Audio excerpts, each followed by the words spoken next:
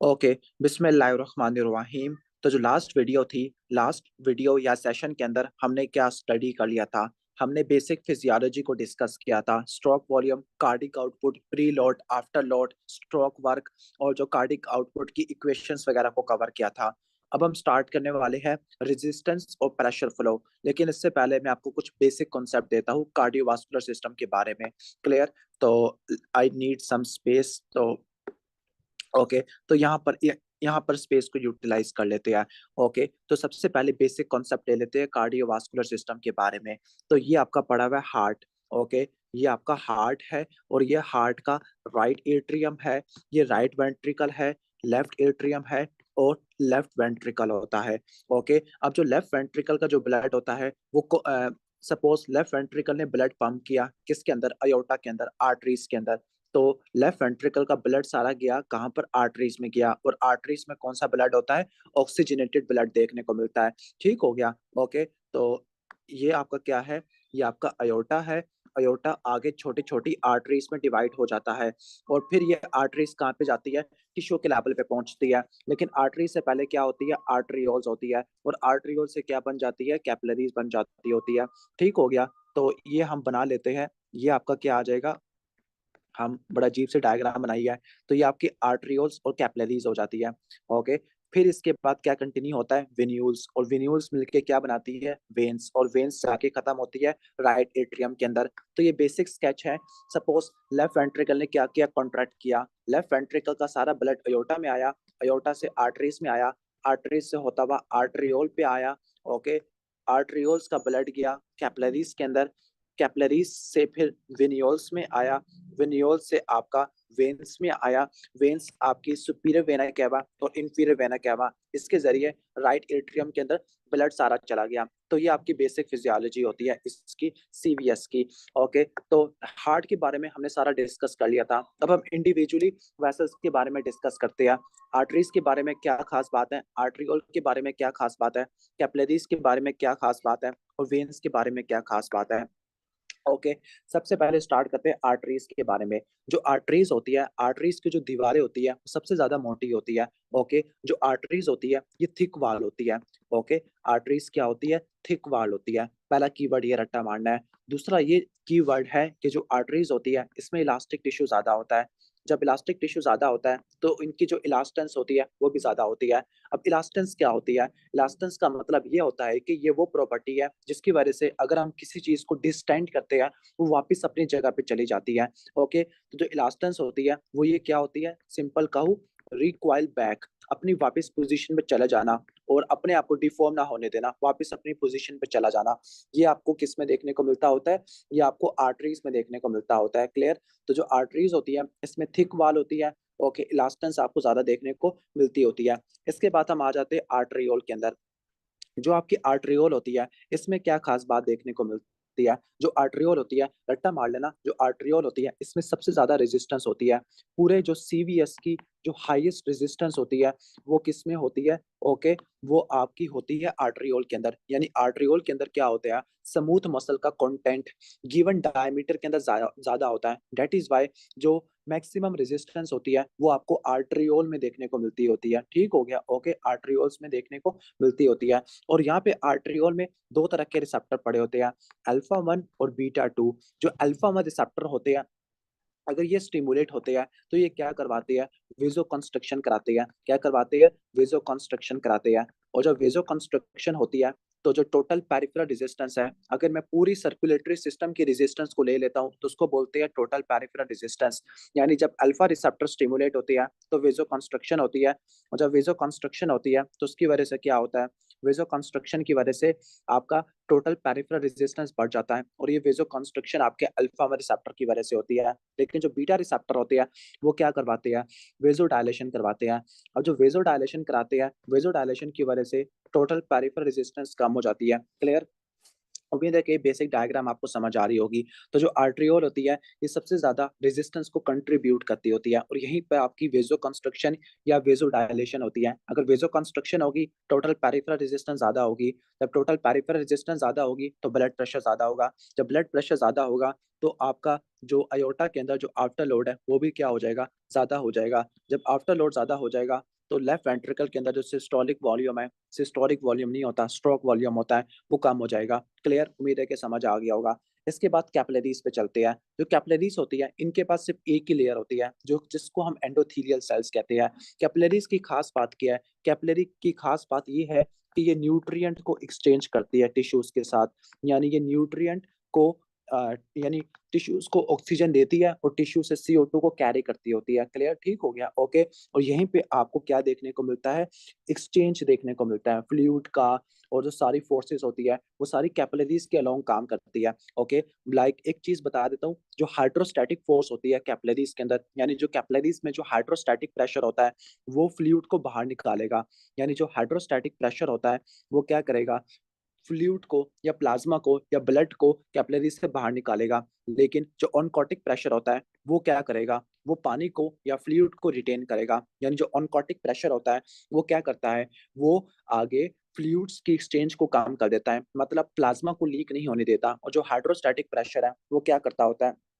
वो इसके लीकेज को बढ़ा देता है। दैट इज़ व्हाई कि अगर आपकी प्रोटीन कम होगी प्लाज़्मा के अंदर, तो ऑनकोटिक प्रेशर कम हो जाएगा। जब ऑनकोटिक प्रेशर कम हो जाएगा, तो जो सारा प्लाज़्मा वॉल्यूम है, वो टिश्यू में चला जाएगा और एडीमा हो जाएगा। क्लियर? तो उम्मीद है कि समझ आ गया होगा। इसके बाद हम आगे चलते हैं वेन्स के बारे में। अब वेन्स के बारे में क्या ख़ास बात होती है? वेन्स के बारे में ये ख़ास बात है कि जो वेन्स होती है, इनकी दीवारें काफ़ी पतली होती है। जब दीवारें काफ़ी पतली है, तो ये जो वेन्स होती है, ये ज़्यादा ब्लड को होल्ड कर जाती है। यानी जो वेन्स होती है, उनको हम कैपेसिटेंस वेसल भी कहते हैं। कैपेसिटेंस कैपेसिटेंस का मतलब क्या होता है? कैपेसिटेंस का मतलब होता है कि ये क्या करती है? सबसे ज़्यादा ब्लड को यही स्टोर करती है। मैक्सिमम जो ब्लड स्टोर होता है, ब्लड वॉल्यूम, वो किसके अंदर होता है? वेन्स में होता है। ओके, ठीक हो गया। तो जो वेन्स है, उनको कैपेसिटेंट वेसल भी कहते हैं। बहुत सारे ब्लड को क्या करती है? होल्ड करती होती है। अब इसकी क्या क्लिनिकल कोरिलेट होती है? इसकी क्या क्लिनिकल कोरिलेट है कि अ, अच्छा, यहाँ पे वेन्स का सारा ब्लड कहाँ जाता है? हार्ट में जाता होता है, जिसको हम बोलते हैं वेनस रिटर्न कहते होते हैं। ओके, इन शॉर्ट के जब हम वेन्स की क्या करते हैं? जब हम वेन्स की कंस्ट्रक्शन कराते हैं, जब हम वेन्स को दबा देते हैं, तो उसकी वजह से क्या होगा? वेन्स की कॉम्प्लायंस क्या हो जाएगी? कम हो जाएगी। मतलब वेन्स कम ब्लड को स्टोर करेगी। यानी वेन्स की कॉम्प्लायंस क्या हो जाएगी? कम हो जाएगी। वेन्स की कॉम्प्लायंस कम हो जाएगी, और जब वेन्स की हम कंस्ट्रक्शन कराते हैं, तो क्या होगा? वीनस रिटर्न भी क्या हो जाएगा? ज़्यादा होगा। जब वीनस रिटर्न ज़्यादा होगा, तो उसकी वजह से क्या होगा? जब वीनस रिटर्न ज़्यादा होगा, तो उसकी वजह से आपका अ, प्रीलोड या आपका एंड डायस्टोलिक वॉल्यूम ज़्यादा होगा। जब प्रीलोड या एंड डायस्टोलिक वॉल्यूम ज़्यादा होगा, तो आपका स्ट्रोक वॉल्यूम भी ज़्यादा होगा। जब स्ट्रोक वॉल्यूम ज़्यादा होगा, तो कार्डिक आउटपुट ज़्यादा होगा। तो एक चीज़ आपने समझ ली कि जो वीनू कंस्ट्रक्शन होती है, जब वेन्स की कंस्ट्रक्शन होती है, तो उसकी वजह से क्या होता है? वेन की कंस्ट्रक्शन की वजह से वीनस रिटर्न बढ़ जाता होता है। क्लियर? वीनस रिटर्न बढ़ जाता होता है। तो ये कॉन्सेप्ट आपने रख लेना है। इसके बाद हम आगे चलते हैं। जब वेन्स की क्या होती है? डायलेटेशन होती है। जब वेन की डायलेटेशन होगी, तो उसकी वजह से क्या होगा? वेन्स की कंप्लायंस बढ़ जाती है और वीनस रिटर्न क्या हो जाएगा? कम हो जाएगा। जब वीनस रिटर्न कम हो जाएगा, प्रीलोड कम हो जाएगा, और आपका स्ट्रोक वॉल्यूम क्या हो जाएगा? आपका कम हो जाएगा। जब स्ट्रोक वॉल्यूम कम हो जाएगा, तो कार्डिक आउटपुट भी कम हो जाएगा। ओके? तो ये आपको मैंने क्लिनिकल कोरिलेट बता दी है इससे रिलेटेड, वेन से रिलेटेड। तो जो वीनू कंस्ट्रक्शन होती है, वो प्रीलोड को बढ़ा देती है, और जो वीनू डायलेटेशन होती है, वो प्रीलोड को कम कर देती होती है। अब जो वीनो कंस्ट्रक्शन होती है, ये किससे होती है? ये आपका सिम्पैथेटिक नर्वस सिस्टम की एक्टिवेशन से होती है। वो वीनो डायलेशन कब होती है? जब आप नाइट्रेट इस्तेमाल करते हो, और नाइट्रेट्स मैंने बताया था, ये प्रीलोड को और कार्डिक आउटपुट को कम कर देती है। दैट इज़ व्हाई नाइट्रेट्स हम एंजाइना पेक्टोरिस में इस्तेमाल करते होती है। क्लियर? तो उम्मीद है कि आपको समझ आ गया होगा ये चीज़। ओके, तो वीनो कंस्ट्रक्शन का मैंने आपको इफ़ेक्ट बता दिया, इसकी वजह से क्या आपको देखने को मिलेगा। क्लियर? तो थोड़ा-सा मैं आर्टेरियल्स वाले जगह पे भी आ जाता हूँ। अगर क्या हो, यानी एक चीज़ आपको बता दी है कि जब वीनो कंस्ट्रक्शन होती है, जब वेन्स की कंप्रेशन होती है, तो जो प्रीलोड होता है, वो बढ़ जाता है। प्रीलोड बढ़ता है, ओके, एंड डायस्टोलिक वॉल्यूम बढ़ता है, कार्डिक आउटपुट बढ़ जाती है। और जब वीनो डायलेशन होती है, कार्डिक आउटपुट कम होती है। क्लियर? अब अगर वेजो कंस्ट्रक्शन हो, वेजो कंस्ट्रक्शन का मतलब है आर्टरियोल की कंस्ट्रक्शन हो रही है, उसकी वजह से क्या इफेक्ट देखने को मिलेगा, क्लियर। तो उसकी वजह से क्या इफेक्ट देखने को मिलेगा, let me show you. Okay, ठीक हो गया। तो एक चीज आपने रट्टा मार लेनी है कि अगर क्या हो, वेजो कंस्ट्रक्शन हो, जब वेजो कंस्ट्रक्शन होती है तो वेजो कंस्ट्रक्शन का क्या मतलब होता है, सॉरी, वेजो कंस्ट्रक्शन का मतलब है, ओके, आर्टरियोल की कंस्ट्रक्शन हो रही है। जब वेजो कंस्ट्रक्शन हुई है तो जो टोटल पेरिफेरल रेजिस्टेंस है वो भी क्या हो गई है, बढ़ गई है। एक बात रट्टा मार लेना, जब यहाँ पे वेजो कंस्ट्रक्शन हो रही है मतलब ल्यूमिन क्या हो रहा है, कम हो रहा है। तो जब वेजो कंस्ट्रक्शन होती है तो जो वेन्स के पास ब्लड वॉल्यूम है वो भी कम से कम आता है। जब वेन्स के पास ब्लड वॉल्यूम कम होगा तो वीनस रिटर्न भी कम हो जाएगा। जब वीनस रिटर्न कम हो जाएगा तो प्री लोड कॉन्ट्रैक्टिलिटी ये सब कम हो जाती है। इन शॉर्ट, जब वेजो कंस्ट्रक्शन होती है तो उसकी वजह से क्या होता है, उसकी वजह से जो वेन्स के पास ब्लड होता है वो कम होता है, जिसकी वजह से वीनस रिटर्न आपको कम देखने को मिलता है। जब वीनस रिटर्न कम होगा तो उसकी वजह से क्या होगा, वंस अगेन प्री लोड कम होगा। जब प्री लोड कम होगा तो उसकी वजह से क्या होगा, स्ट्रोक वॉल्यूम कम और कार्डिक आउटपुट कम। उम्मीद है कि समझ आ गया होगा कि जब वेजो कंस्ट्रक्शन होती है तो उसकी वजह से भी क्या होती है, कार्डिक आउटपुट कम हो जाती है और वीनस रिटर्न भी कम हो जाता है, क्लियर। ओके, तो ऑलमोस्ट ये चीज मैंने अच्छे से एक्सप्लेन कर दिया है। और जब वेजो डायलेशन होगी तो बिल्कुल ऑपोजिट आपको देखने को मिलेगा। इसके अलावा जब वेजो कंस्ट्रक्शन होती है तो वेजो कंस्ट्रक्शन की वजह से टीपीआर बढ़ता है, आफ्टर लोड भी बढ़ता है। और जब आफ्टर लोड बढ़ता है वेंट्रिकल को ज्यादा प्रेशर लगाना पड़ता है, वन सेकेंड स्ट्रोक वॉल्यूम और कार्डिक आउटपुट दोनों कम हो जाती है, क्लियर। तो ये आपको बेसिक कॉन्सेप्ट मैंने आपको दे दिया है, उम्मीद है कि समझ आ गया होगा पूरा सीवीएस का वाला। ओके, ठीक हो गया। तो ऑलमोस्ट ये चीज आपको कॉन्सेप्ट दे दिया। अच्छा, ये जो पूरा आपका सिस्टम चल रहा है, अगर मैं इस पूरे सिस्टम को बाईपास करता हूँ, इस पूरे सिस्टम को कैसे बाईपास करता हूँ कि जो आपका ब्लड है, ब्लड ब्लड सपोज मैं यहाँ से शो करता हूँ, ब्लड आपका लेफ्ट वेंट्रिकल से होता हुआ अयोटा में आता है, आर्टरी में आता है। ओके, आर्टरी से होता हुआ कहाँ पे आता है, आर्ट्रियोल में आता है, वेन से होता हुआ, वेन्यूल से होता हुआ और आपका इधर आ जाता है। तो ये तो आपका नॉर्मल पाथवे होता है। लेकिन अगर मैं क्या करूँ, अगर मैं दरमियान में एक शंट क्रिएट कर दूं, अगर मैं दरमियान में एक शंट क्रिएट कर दूं, मतलब मैं डायरेक्टली आर्टरी को वेन से जोड़ दूं, मैं अगर डायरेक्टली आर्टरी को वेन से जोड़ दूं तो उसको बोलते हैं आर्टरियो वेनस फिस्टुला, आर्टरियो वेनस फिस्टुला। तो अगर मैं डायरेक्टली आर्टरी को वेन से जोड़ दूं, इसको बोलते हैं हम एवी फिस्टुला। और जब हम एवी फिस्टुला क्रिएट करते हैं, जब हम एवी फिस्टुला क्रिएट करते हैं तो उसकी वजह से क्या होगा, अब ये जो एवी फिस्टुला है ये ब्लड के फ्लो को मजीद बढ़ा देगा। मतलब एवी फिस्टुला का मतलब है कि जो ब्लड होगा वो आर्ट्रियोल में से पास नहीं करेगा बल्कि इस फिस्टुला में से पास करेगा, जिसकी वजह से क्या होगा, ये सारा ब्लड सीधा आपके पास हार्ट के पास पहुंच जाएगा। और वन सेकेंड क्या हो रहा है, एवी फिस्टुला की वजह से आपकी जो टोटल पेरिफेरल रेजिस्टेंस है वो कम हो रही है, क्योंकि ब्लड आपका आर्ट्रियोल में से पास नहीं हो पा रहा, जिसकी वजह से टीपीआर कम हो रहा है। जब टीपीआर कम हो रहा है तो उसकी वजह से क्या होगा, कार्डिक आउटपुट क्या हो जाती है, ज्यादा देखने को मिलती है, क्लियर। ये मैं आपको कॉन्सेप्ट देना चाह रहा था कि जब एवी फिस्टुला क्रिएट होगा तो टोटल पेरिफेरल रेजिस्टेंस कम हो जाती है और कार्डिक आउटपुट बढ़ जाती है। और टोटल और एवी फिस्टुला किस कंडीशन में देखने को मिलता है, एक तो एवी फिस्टुला आप खुद क्रिएट करते हो डायलिसिस के दौरान। ओके, लाइक अगर कोई डायलिसिस वगैरह करना हो तो उसमें आप एवी फिस्टुला क्रिएट करते हैं, एक तो डायलिसिस आ जाएगा। इसके अलावा एक डिजीज होती है बोन की जिसको बोलते हैं पेजेट डिजीज, उसमें भी क्या होता है, एवी फिस्टुला आपको देखने को मिलता होता है, क्लियर। तो उम्मीद है कि ये सारी डायग्राम आपको समझ आ गई होगी कि हमने इस डायग्राम को कैसे एक्सप्लेन किया है। अब हम इस डायग्राम पे बार बार आएंगे और इस डायग्राम पे काफी ज्यादा एफर्ट हमने कर दिया है, तो उम्मीद है कि आपको समझ आ गया होगा। Okay, let me come to this page. Okay, तो अब हम यहाँ पे आ जाते हैं, रेजिस्टेंस और प्रेशर फ्लो। तो आपने एक बेसिक लॉ पढ़ा होगा फिजियोलॉजी के अंदर, फिजियोलॉजी के अंदर नहीं, फिजिक्स के अंदर, वो था ओहम्स लॉ।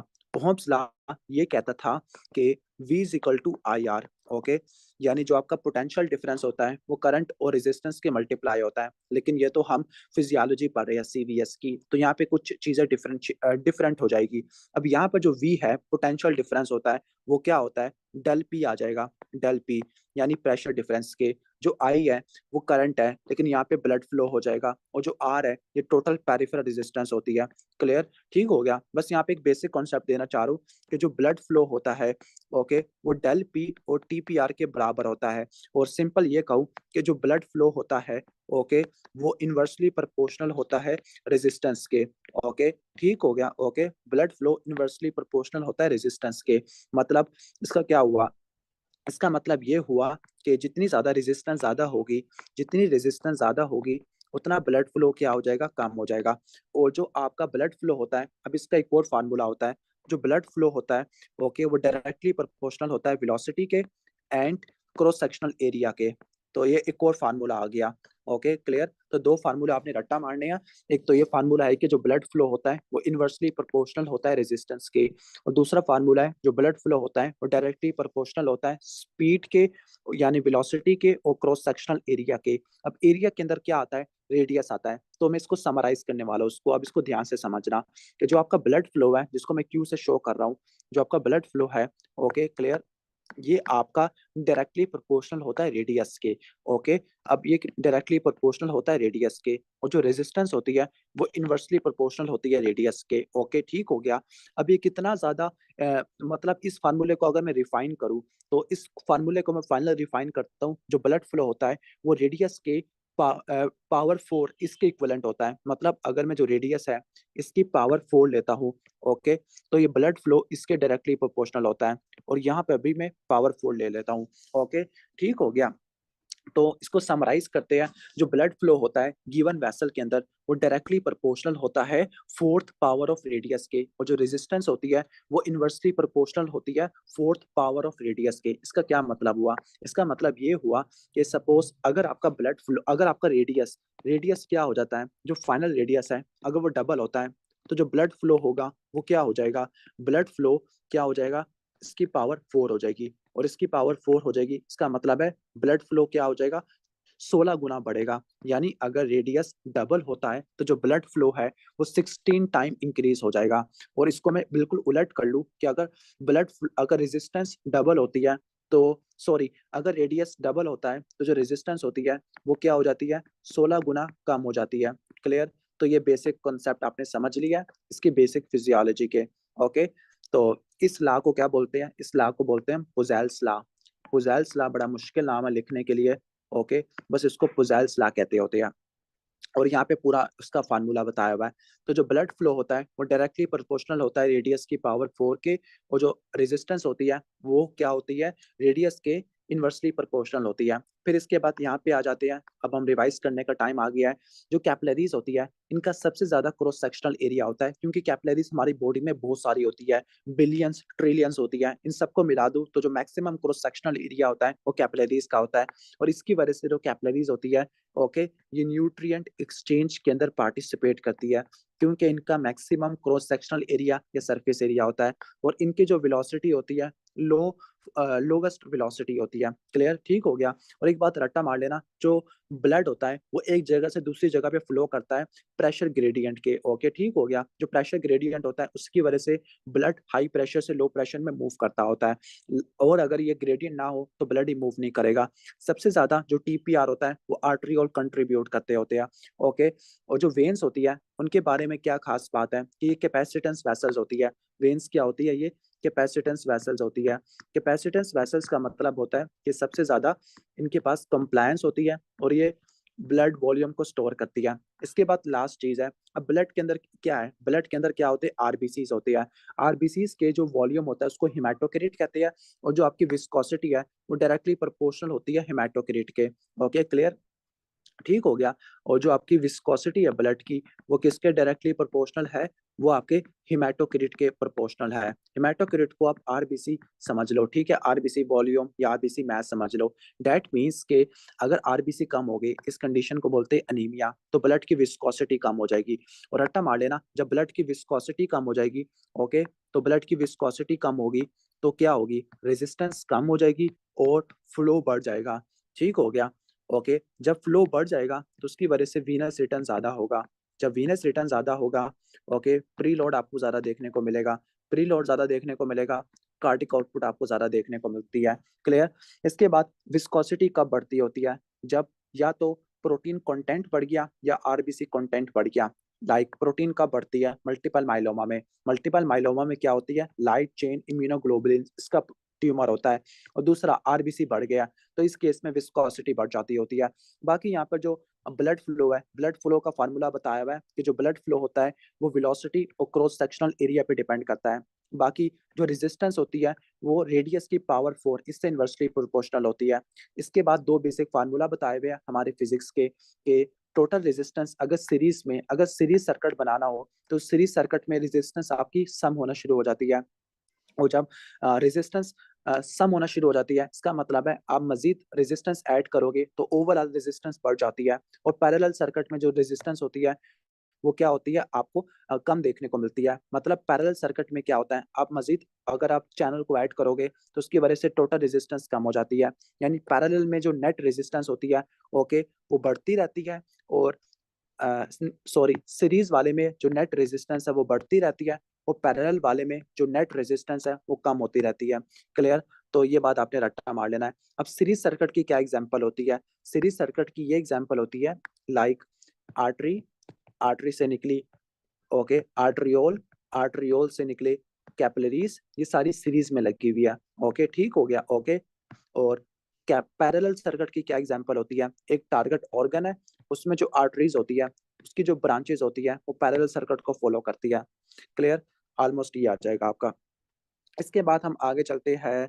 ओके, नेक्स्ट है cardiac and vascular function curves. अब इन कर्व्स को आपने अच्छे से समझना है। ओके, इन कर्व्स के अंदर रट्टा मार लो, ये एक्स एक्सिस है और ये आपका वाई एक्सिस है।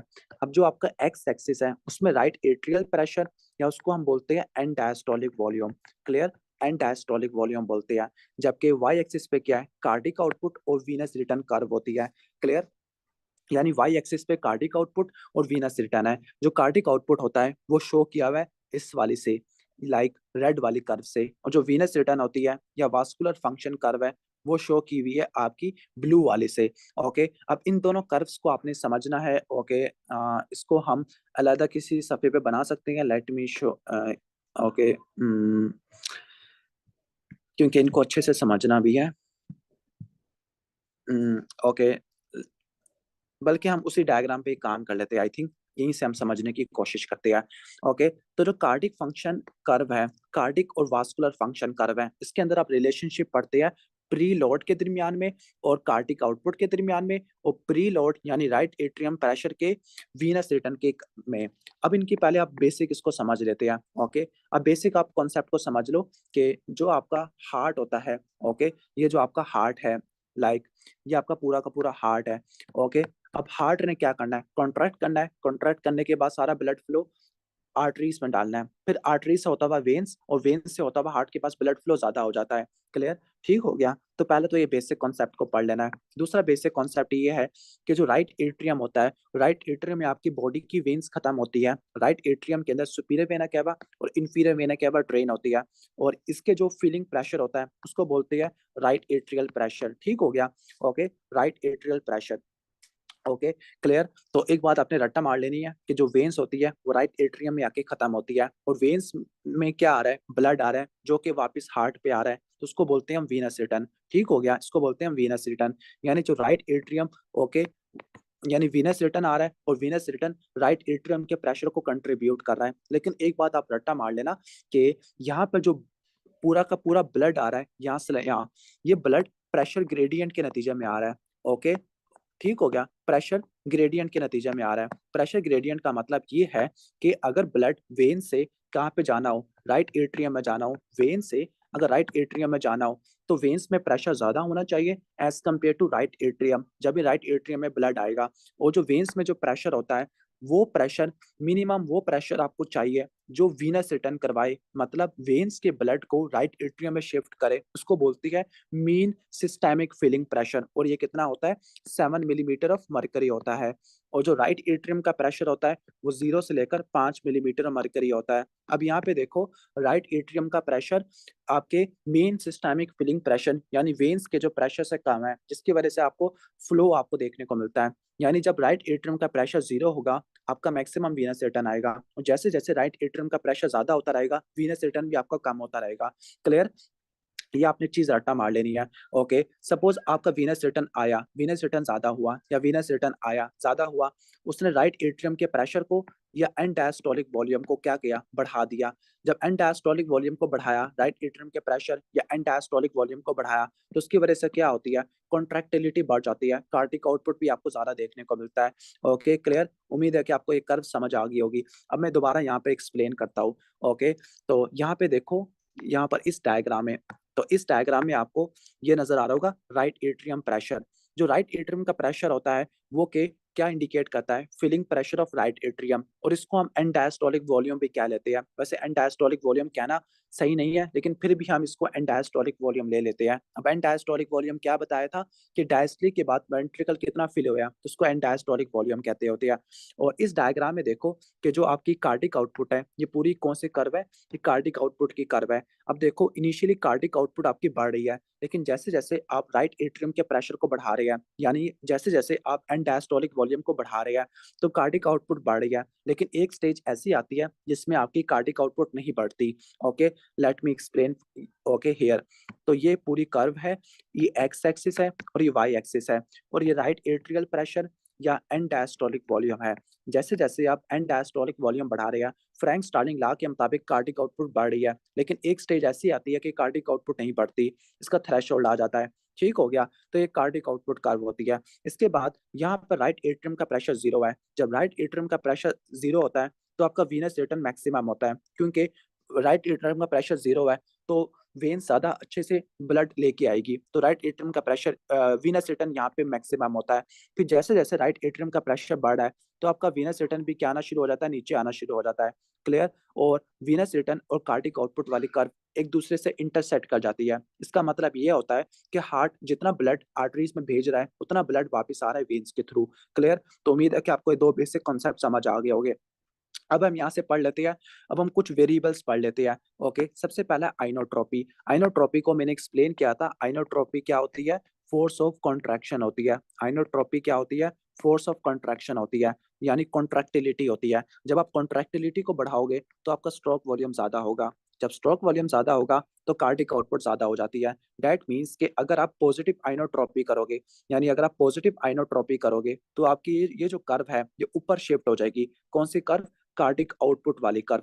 इनिशियली ये है, लेकिन जब आप कॉन्ट्रैक्टिलिटी को बढ़ाओगे तो ये कर्व क्या कर जाएगी, ये कर्व आपकी ऊपर चली जाएगी। ओके, ये कर्व ऊपर की तरफ शिफ्ट हो जाएगी। ऊपर की तरफ शिफ्ट होने का मतलब है पॉजिटिव आइनोट्रोपी। ठीक हो गया, और ये कर्व नीचे शिफ्ट होने का क्या मतलब है, नेगेटिव आइनोट्रोपी। क्लियर, तो अगर आप आइनोट्रोपी मतलब फोर्स ऑफ कॉन्ट्रैक्शन या कॉन्ट्रैक्टिलिटी को चेंज करते हो, स्ट्रोक वॉल्यूम कम या ज्यादा होगा, कार्डिक आउटपुट अल्टर्ड हो जाएगी। क्लियर, ठीक हो गया। तो अब आइनोट्रोपी कब बढ़ती है, जब आप कैटिकोलामीन्स देते हैं। कैटिकोलामीन्स का मतलब है क्या चल रही है आपकी, sympathetic nervous system, sympathetic stimulation चल रही है। सिंपैथेटिक स्टिमुलेशन में एपिनेफ्रिन, नॉरएपिनेफ्रिन रिलीज होते हैं। दूसरा डोब्यूटामीन। डोब्यूटामीन कौन से रिसेप्टर पे काम करती है, बीटा वन रिसेप्टर पे काम करती है। डोपामीन भी बीटा वन रिसेप्टर पे काम करती है। दैट इज वाई अगर पेशेंट को क्या हो, कार्डियोजेनिक शॉक हो, कार्डियोजेनिक शॉक का मतलब है हार्ट की कॉन्ट्रैक्टिलिटी कम हो गई है, यानी अगर पेशेंट को कार्डियोजेनिक शॉक है हार्ट फेलियर की वजह से, तो हम डोपामीन और डोब्यूटामीन देते हैं जो कि रिसेप्टर को स्टिमुलेट करती है। इसके अलावा मिलरिनोन है। जो मिलरिनोन होती है ये क्या करती है, ये फॉस्फोडाइस्ट्रेस एंजाइम को इनहिबिट कर देती है, जिसकी वजह से साइक्लिक एएमपी का लेवल ज्यादा होगा, जो कि 1 सेकंड कॉन्ट्रैक्टिलिटी बढ़ा देगा। इसके बाद है डाइजॉक्सिन। डाइजॉक्सिन का मैंने कल बताया था, ये क्या करती है, सोडियम पोटेशियम एटीपीएस पंप को इनहिबिट कर देती है। जब इस पंप को इनहिबिट करेगी तो उसकी वजह से क्या होगा, उसकी वजह से इंट्रासेलुलर कैल्शियम ज्यादा हो जाएगा। क्लियर, इसके बाद एक्सरसाइज है। एक्सरसाइज की वजह से सिंपैथेटिक स्टिमुलेशन देखने को मिलती है। तो ये था पॉजिटिव आइनोट्रोपी। अब जो नेगेटिव आइनोट्रोपी है वो कब होती है, जब हार्ट फेलियर होता है with a reduce ejection fraction, यानी सिस्टोलिक हार्ट फेलियर है, या नारकोटिक ओवरडोज। नारकोटिक ओवरडोज में आपका ओपीआइड आ जाते हैं।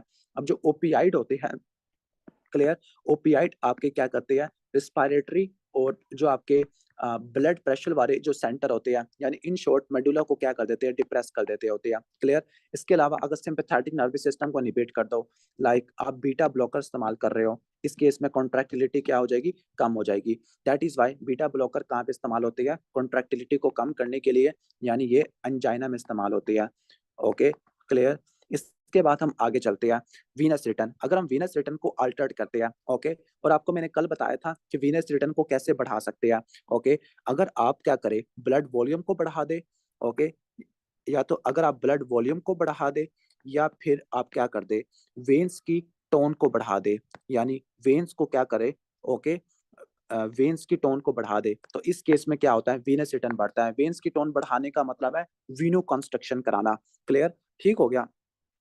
तो वीनस रिटर्न कब बढ़ता होता है, किन दो वेरिएबल से अफेक्टेड है, अगर आप ब्लड वॉल्यूम को क्या करे, बढ़ा दे, और आप वेन्स की टोन को क्या कर दे, बढ़ा दे, तो इन दोनों की वजह से क्या होता है, इन दोनों की वजह से वीनस रिटर्न ज्यादा होता है।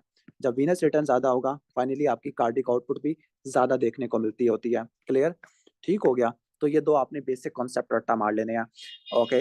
तो ऑलमोस्ट ये हो जाएगा। और जब चेंजेस इन सर्कुलेटिंग वॉल्यूम, अब चेंजेस इन सर्कुलेटिंग वॉल्यूम का मतलब क्या है, किसी ने ज्यादा वॉल्यूम ले लिया है, ओके, तो उसकी वजह से क्या हो जाएगा, आपका आर ए पी यानी एंड डायस्टोलिक वॉल्यूम क्या हो जाएगा, अफेक्टेड रह जाएगा, स्ट्रोक वॉल्यूम अफेक्ट होगा, कार्डिक आउटपुट चेंज हो जाती है।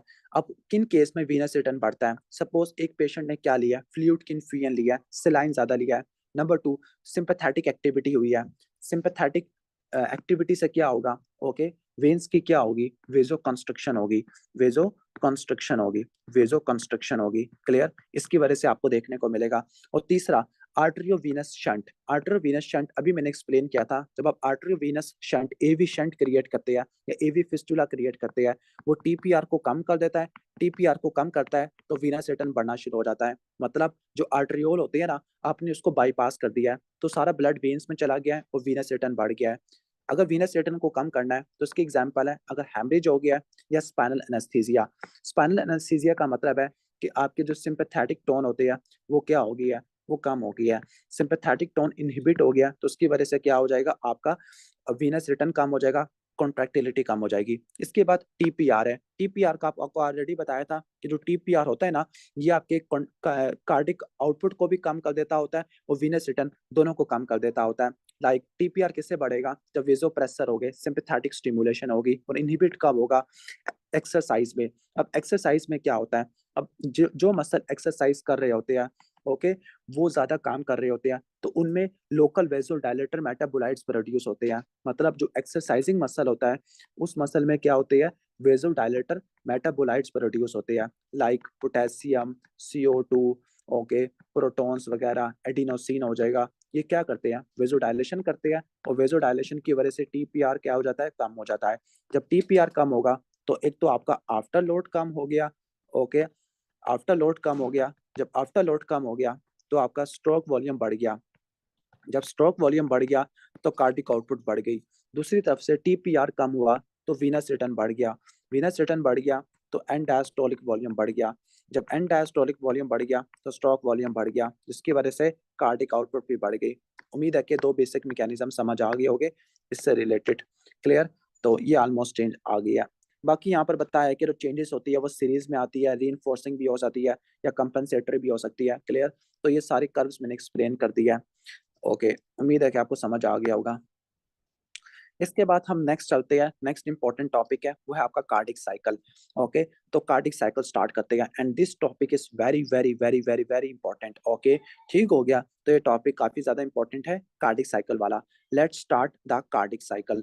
लेकिन कार्डिक साइकिल बनाने के लिए पहले मुझे कुछ स्पेस चाहिए। Okay, let us use this space.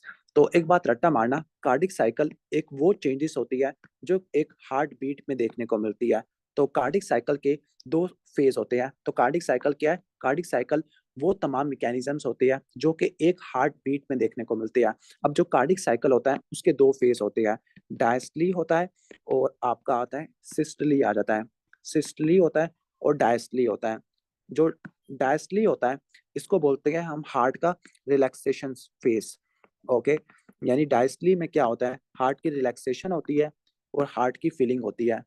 और जो आपका सिस्टली वाला होता है इसमें हार्ट की क्या होती है, कॉन्ट्रैक्शन होती है और वो ब्लड को इजेक्ट करता होता है। क्लियर, जो आपने रट्टा मारना है कि जो मेजर होता है आपका कार्डिक साइकिल का वो क्या होता है, जो मेजर फेज होता है वो आपका डायस्टली होता है, 2/3 होता है, और सिस्टली आपका 1/3 होता है। दैट मीन्स कि अगर हार्ट रेट ज्यादा होगा, हार्ट ज्यादा फ्रीक्वेंसी से कॉन्ट्रैक्ट कर रहा है, तो आपका कौन सा फेज कम हो जाएगा, वो डायस्टली वाला हो जाएगा। तो जो डायस्टली वाला होता है वो इनवर्सली प्रोपोर्शनल होता है हार्ट रेट के। मतलब अगर हार्ट रेट ज्यादा हुआ तो ये फेज क्या हो जाएगा, आपका कम हो जाएगा। क्लियर, ठीक हो गया। तो ऑलमोस्ट ये चीज एक्सप्लेन कर दी है। अब डायस्टली में क्या होता है, डायस्टली में हार्ट की आपको फीलिंग देखने को मिलती है। अब मैं फीलिंग को एक्सप्लेन करने वाला हूँ। अब मेरी ड्राइंग पहले से इतनी अच्छी नहीं है, तो इसके लिए पहले से मैं आपको माजरत कर रहा हूँ। ओके, तो ये आपका हार्ट आ जाएगा, right atrium, right ventricle, left atrium और left ventricle. Okay, left ventricle. अब लेफ्ट वेंट्रिकल का ये आउटफ्लो है जिसको बोलते हैं अयोर्टा कहते हैं। ओके, अब डायस्टली में क्या होती है, डायस्टली में आपकी हार्ट की फीलिंग होनी है। डायस्टली में क्या होनी है, आपकी हार्ट की फीलिंग होनी है। And let me explain the valves. तो ये कौन सा वाल्व है, okay, this is the bicuspid valve. And ये कौन सा वाल्व है आपका, ये आपका होगा सेमी लूनर या अयोर्टिक वाल्व। ठीक हो गया, तो ये अयोर्टिक वाल्व है और ये वाला वाल्व होता है आपका, ये माइट्रल वाल्व है। अभी मैं सिर्फ लेफ्ट साइड को एक्सप्लेन करूंगा हार्ट के। ओके, राइट साइड पे सेम चेंजेस आपको देखने को मिलती है। तो डायस्टली में क्या होता है, डायस्टली में आपके हार्ट की फीलिंग देखने को मिलती है। अब हार्ट की फीलिंग यानी मैं मेनली बात करूंगा लेफ्ट वेंट्रिकल की फीलिंग की बात करूंगा। ओके, लेफ्ट वेंट्रिकल की फीलिंग की बात करूंगा। अब जो लेफ्ट वेंट्रिकल की जो फीलिंग होती है, ओके, अब इसकी फीलिंग के दो फेज होती है। यानी जो लेफ्ट वेंट्रिकल की जो फीलिंग होती है वो दो मैकेनिज्म से होती है। एक तो लेफ्ट वेंट्रिकल की जो फीलिंग होती है वो पैसिव होती है, मतलब जो लेफ्ट वेंट्रिकल है वो खुद ब खुद फील होना शुरू हो गया है। कैसे कि आपका क्या हुआ कि आपका जो माइट्रल वाल्व है वो ओपन हुआ और जो आपका 70% ब्लड है वो खुद ब खुद आपका लेफ्ट एट्रियम से आपका लेफ्ट वेंट्रिकल में आ गया, मतलब एट्रियम से वेंट्रिकल में आ गया खुद ब खुद under the influence of gravity. तो जो 70% जो वेंट्रिकल की फीलिंग होती है वो पैसिव होती है और जो आपका 30% होती है वो एक्टिव होती है।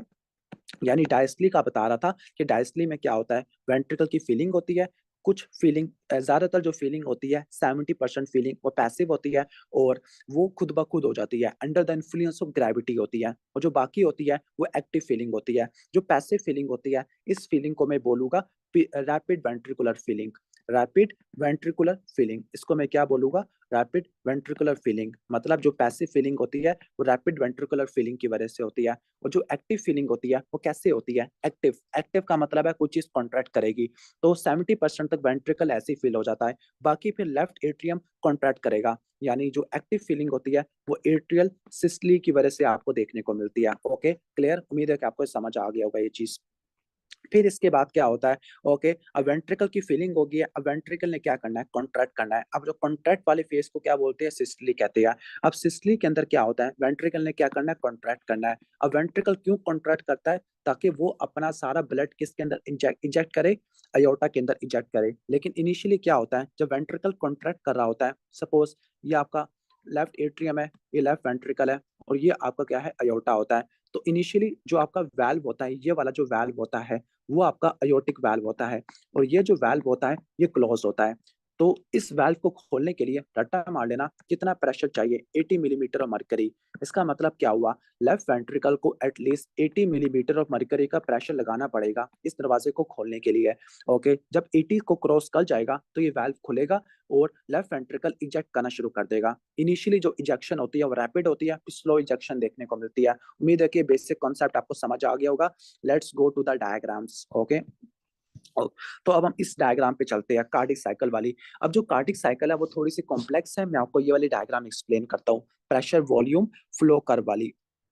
ओके, लेकिन लेट्स समराइज पहले हम, चलो कार्डिक साइकिल को पहले डिस्कस कर लेते हैं। ओके, तो जो कार्डिक साइकिल होती है, cardiac cycle is a series of changes. तो जो कार्डिक साइकिल एक सीरीज ऑफ चेंजेस होती है जिसमें क्या होता है, वेंट्रिकल की सिस्टली होती है और वेंट्रिकल की क्या होती है, डायस्टली आपको देखने को मिलती होती है। ज्यादा फेज प्रोलॉन्ग कौन सा है आपका, डायस्टली वाला फेज प्रोलॉन्ग होता है। ओके, ये 2/3 होता है और सिस्टली वाला 1/3 होता है। ओके, सबसे पहले क्या होगी, ओके, अब इस जो कार्डिक साइकिल है ना, इसमें बहुत सारी चीजें हैं। लाइक कार्डिक साइकिल के अंदर आपको ये अयोर्टिक प्रेशर कर्व है, ये आपकी वेंट्रिकल वाली है, मेन आपकी वेंट्रिकल वाली बताऊंगा। तो वेंट्रिकल में दो फेज होते हैं, सिस्टली वाले और डायस्टली वाले। अब डायस्टली में क्या होता है, डायस्टली में क्या होता है, वेंट्रिकल की फिलिंग होती है। अब इनिशियली जो फिलिंग होती है वो रैपिड वेंट्रिकुलर फिलिंग होती है। रैपिड वेंट्रिकुलर फिलिंग का मतलब है कि under the influence of gravity होती है, 70% होती है। फिर इसके बाद वेंट्रिकल की फिलिंग कम होना शुरू हो जाती है, जिसको बोलते हैं रिड्यूस वेंट्रिकुलर फिलिंग। ठीक हो गया, रिड्यूस वेंट्रिकुलर फिलिंग। अब इससे इंपॉर्टेंट पॉइंट बताने वाला हूँ। जब हार्ट रेट बढ़ता है तो डायस्टली का फेज कम होना शुरू हो जाता है, और डायस्टली का कौन सा फेज हार्ट रेट के बढ़ने से कम हो जाता है, वो यही वाला फेज है, रिड्यूस वेंट्रिकुलर फीलिंग। यानी जो रिड्यूस वेंट्रिकुलर फीलिंग है वो इनवर्सली प्रोपोर्शनल होता है हार्ट रेट के। फिर उसके बाद क्या होता है, फिर उसके बाद जब वेंट्रिकल की 70% तक फिलिंग हो गया तो जो रिमेनिंग 30% है वो एट्रियल सिस्टली की वजह से होता है। एट्रियल सिस्टली हुआ, वेंट्रिकल क्या हुआ, पूरा का पूरा फिल हो गया। तो ये आपका आगे एट्रियल सिस्टली। अब स्टार्ट होना है वेंट्रिकल सिस्टली। अब वेंट्रिकल सिस्टली में क्या होता है, वेंट्रिकल जोर लगाएगा। अब वेंट्रिकल ने पूरा जोर लगाया, वेंट्रिकल ने जोर लगाया तकरीबन, आपने जोर लगाया 80 तक। 80 तक क्यों, क्योंकि 80 के बाद ही आपके एयोर्टिक वाल्व ओपन होने हैं। लेकिन यहाँ पे एक बेसिक कॉन्सेप्ट समझ लो। अब वेंट्रिकल क्या लगा रहा है, जोर लगा रहा है। अब वेंट्रिकल जोर लगा रहा है, ओके। अब इनिशियली सबसे पहले क्या हुआ, वेंट्रिकल की फिलिंग हुई है। इनिशियली क्या हुआ, वेंट्रिकल क्या हुआ, फिल हुआ। अब वेंट्रिकल सिस्टली के लिए तैयार हुआ तो वेंट्रिकल ने क्या लगाना शुरू कर दिया, जोर लगाना शुरू कर दिया। लेकिन इस जोर के अंदर क्या होता है, अब जब वो वेंट्रिकल कॉन्ट्रैक्ट कर रहा होता है तो जो आगे पड़े हैं एयोर्टिक वाल्व वो आपके बंद हुए पड़े हैं, ओके। आगे वाले जो एयोर्टिक वाल्व है मैंने ओपन लिख लिया है। यानी इन शॉर्ट, जब वेंट्रिकल कॉन्ट्रैक्ट कर रहा होता है जो आगे एयोर्टिक वाल्व होते हैं वो भी बंद होती है, और जो पीछे वाले वाल्व है माइट्रल वाल्व वो भी बंद हो जाती है। क्यों, ताकि ब्लड वेंट्रिकल का एट्रियम में वापस ना चला जाए। यानी जब वेंट्रिकल जोर लगा रहा है तो अयोर्टिक वाल्व भी बंद है और आपके माइट्रल वाल्व भी बंद है, लेकिन वेंट्रिकल जोर लगा रहा है। इस जोर को बोलते हैं आइसोवोलेमिक कॉन्ट्रैक्शन। इस कॉन्ट्रैक्शन को बोलते हैं आइसोवोलेमिक कॉन्ट्रैक्शन। आइसोवोलेमिक का वर्ड जब भी आ जाएगा तो समझ जाना हार्ट के चारों वाल्व्स बंद है, अयोर्टिक वाला वाल्व भी, माइट्रल वाला भी, ट्राइकस्पिड वाला भी, पल्मोनरी वाल्व वाला भी, ओके। जब आइसोवोलेमिक कॉन्ट्रैक्शन किया वेंट्रिकल ने तो फिर उसके बाद क्या हुआ, ओके। फिर उसके बाद क्या हुआ, वेंट जब 80 पे आया, जब 80 पे आया तो 80 पर आके क्या हुआ, अयोर्टिक वाल्व क्या हो गया, खुल गया। फिर उसके बाद रैपिड इजेक्शन फेज है जो कि 120 तक जाएगा। फिर 120 से नीचे वेंट्रिकल का प्रेशर कम होना शुरू हो जाएगा, इसको बोलते हैं स्लो इजेक्शन फेज। और स्लो इजेक्शन फेज के बाद आपको क्या देखने को मिलता है, जब 1 सेकेंड प्रेशर आपका 80 से नीचे आ जाएगा तो अयोर्टिक वाल्व बंद हो जाएंगे। जब अयोर्टिक वाल्व बंद हो जाएंगे फिर आगे वेंट्रिकल रिलैक्स होना शुरू हो जाएगा। अब अयोर्टिक वाल्व भी बंद है और पीछे वाला माइट्रल वाल्व भी बंद है, वेंट्रिकल का प्रेशर नीचे आ रहा है। This is called isovolumic relaxation. ठीक हो गया, ओके। आइसोवोलेमिक रिलैक्सेशन, और फाइनली आपको फीलिंग देखने को मिलती है। उम्मीद है कि आपको समझ आ गया होगा, ओके। और एक और बेसिक कॉन्सेप्ट रट्टा मार लेना कि जो वाल्व होते हैं जब वो बंद होते हैं तो तब उनकी बंद होने की वजह से साउंड प्रोड्यूस होती है। जब वेंट्रिकल की आइसोवोलेमिक कॉन्ट्रैक्शन हो रही थी, आइसोवोलेमिक कॉन्ट्रैक्शन का मतलब है वेंट्रिकल जोर लगा रहा था लेकिन वाल्व बंद था। तो इनिशियली कौन सा वाल्व बंद हुआ था, माइट्रल वाल्व बंद हुआ था। तो जो माइट्रल वाल्व होता है वो कब क्लोज होता है, आइसोवोलेमिक कॉन्ट्रैक्शन में। और आपका अयोर्टिक वाल्व कब बंद होता है, आइसोवोलेमिक रिलैक्सेशन में। इसका मतलब ये है कि जब माइट्रल वाल्व बंद होता है तो उसकी वजह से जो साउंड आती है उसको बोलते हैं S1। और जो अयोर्टिक वाल्व है इसके बंद होने की वजह से S2 आती है। तो जो S2 होती है वो आइसोवोलेमिक रिलैक्सेशन में होती है, और जो S1 होती है वो आइसोवोलेमिक कॉन्ट्रैक्शन में देखने को मिलती है। तो ये बेसिक साउंड्स का मैंने आपको बेसिक कॉन्सेप्ट बता दिया है, क्लियर। तो जो S1 आती है वो आइसोवोलेमिक कॉन्ट्रैक्शन में आती है, S2 आपको आइसोवोलेमिक रिलैक्सेशन में देखने को मिलती है। इसके अलावा कुछ एडिशनल साउंड भी होती है S3 वाली। जो S3 वाली होती है वो आपको रैपिड वेंट्रिकुलर फिलिंग में देखने को मिलती है। लाइक अगर पेशेंट को हार्ट फेलियर हो रहा है या माइट्रल रिगर्जिटेशन है, इसमें वेंट्रिकल का बहुत तेजी से फिल हो जाएगा। जब वेंट्रिकल फिल हो जाएगा तो उसकी वजह से आपको S3 मिलेगी। जो S4 होती है वो एट्रियल किक की वजह से होती है। मतलब अगर वेंट्रिकल का साइज बड़ा हुआ है, वेंट्रिकल की हाइपरट्रॉफी हुई भी है, तो एट्रिया को जोर लगाना पड़ेगा मजीद ब्लड को भेजने के लिए। तो जब एट्रियल सिस्टली होती है तो उसकी वजह से S4 आपको देखने को मिलती होती है, क्लियर। तो जब अयोर्टिक वाल्व की क्लोजर होती है तो उसकी वजह से S2 आती है, और आपको एक नोच देखने को मिलता है अयोर्टा वाली कर्व में, उसको बोलते हैं डाइक्रोटिक नॉच। उम्मीद है कि आपको समझ आ गया होगा जो चीज मैं एक्सप्लेन करने वाला हूँ, ओके, क्लियर। तो ऑलमोस्ट ये हो जाएगा। अब हम इसके साथ कुछ जेवीपी की कर्व्स वगैरह भी देख लेते हैं, लेकिन उसको हम बाद में डिस्कस करते हैं। अब हम प्रेशर वॉल्यूम लूप्स कर्व को दोबारा डिस्कस कर लेते हैं, जो इनिशियली हमने कार्डिक साइकिल में देखा था। सपोज अभी भी वेंट्रिकल ने क्या किया, सिस्टली फिनिश किया है। सिस्टली फिनिश करने के बाद जो ब्लड वॉल्यूम होता है वेंट्रिकल में, उसको बोलते हैं एंड सिस्टोलिक वॉल्यूम। और जो यहाँ पर कितना बताया हुआ है, यहाँ पर 50 बताया हुआ है। ठीक हो गया। फिर वेंट्रिकल की क्या हुई, फीलिंग हुई है। फिर वेंट्रिकल की फीलिंग हुई है। फीलिंग होने के बाद जो वॉल्यूम होता है डायस्टली के एंड के बाद जो वॉल्यूम होता है, उसको बोलते हैं एंड डायस्टोलिक वॉल्यूम, जो कि 120 तक आपको देखने को मिलता है। क्लियर? ठीक हो गया। और आपको बताया था जो फीलिंग होती है, फीलिंग के दो फेज होते हैं वेंट्रिकल की फीलिंग के। एक होती है आपकी रैपिड वेंट्रिकुलर फीलिंग और दूसरा एट्रियल सिस्टली। ठीक हो गया। अब वेंट्रिकल की क्या हुई है, फीलिंग हो गई है। अब वेंट्रिकल की फीलिंग कंप्लीट हो गई है। अब वेंट्रिकल अब जोर लगाने पे आ गया है। वेंट्रिकल अब कॉन्ट्रैक्ट करना स्टार्ट कर रहा है। जब वो कॉन्ट्रैक्ट करना स्टार्ट होगा तो एक वाल्व बंद हो जाएगा, जिसको बोलते हैं माइट्रल वाल्व। और जब माइट्रल वाल्व क्लोज हो जाएगा तो आपकी कौन सी साउंड प्रोड्यूस होगी, S1 साउंड प्रोड्यूस होगी। क्लियर? ठीक हो गया। S1 साउंड प्रोड्यूस होगी। और एक और बात रट्टा मार लेना, जो S1 साउंड होती है, इसका ड्यूरेशन ज्यादा होता है, लेकिन इसकी जो फ्रीक्वेंसी और इंटेंसिटी ये कम होती है as compare to S2। Clear? फिर उसके बाद क्या होगा, वेंट्रिकल अपना जोर लगाएगा। ओके, यानी अपना स्ट्रोक वॉल्यूम बढ़ाना शुरू करेगा। Okay, clear? तो वेंट्रिकल अपना जोर लगाना शुरू कर रहा है, जोर लगा रहा है, जोर लगा रहा है, जोर लगा रहा है। ओके, तो जब वेंट्रिकल जोर लगाएगा, तो जब आपका 80 मिलीमीटर मर्क्यूरी को क्रॉस करेगा प्रेशर, वेंट्रिकल का जब प्रेशर 80 मिलीमीटर को क्रॉस करेगा, तो अयोर्टिक वाल्व ओपन हो जाएंगे। जब अयोर्टिक वाल्व ओपन होंगे तो इनिशियली क्या होगा, रैपिड इजेक्शन फेज होगा, 120 तक ब्लड प्रेशर जाएगा। फिर ये नीचे आ जाएगा स्लो इजेक्शन फेज के अंदर, स्लो इजेक्शन फेज के अंदर। और फिर क्या होगा, जब आपका प्रेशर 80 मिलीमीटर मर्करी से कम हो जाएगा तो अयोर्टिक वाल्व की क्लोजर होगी।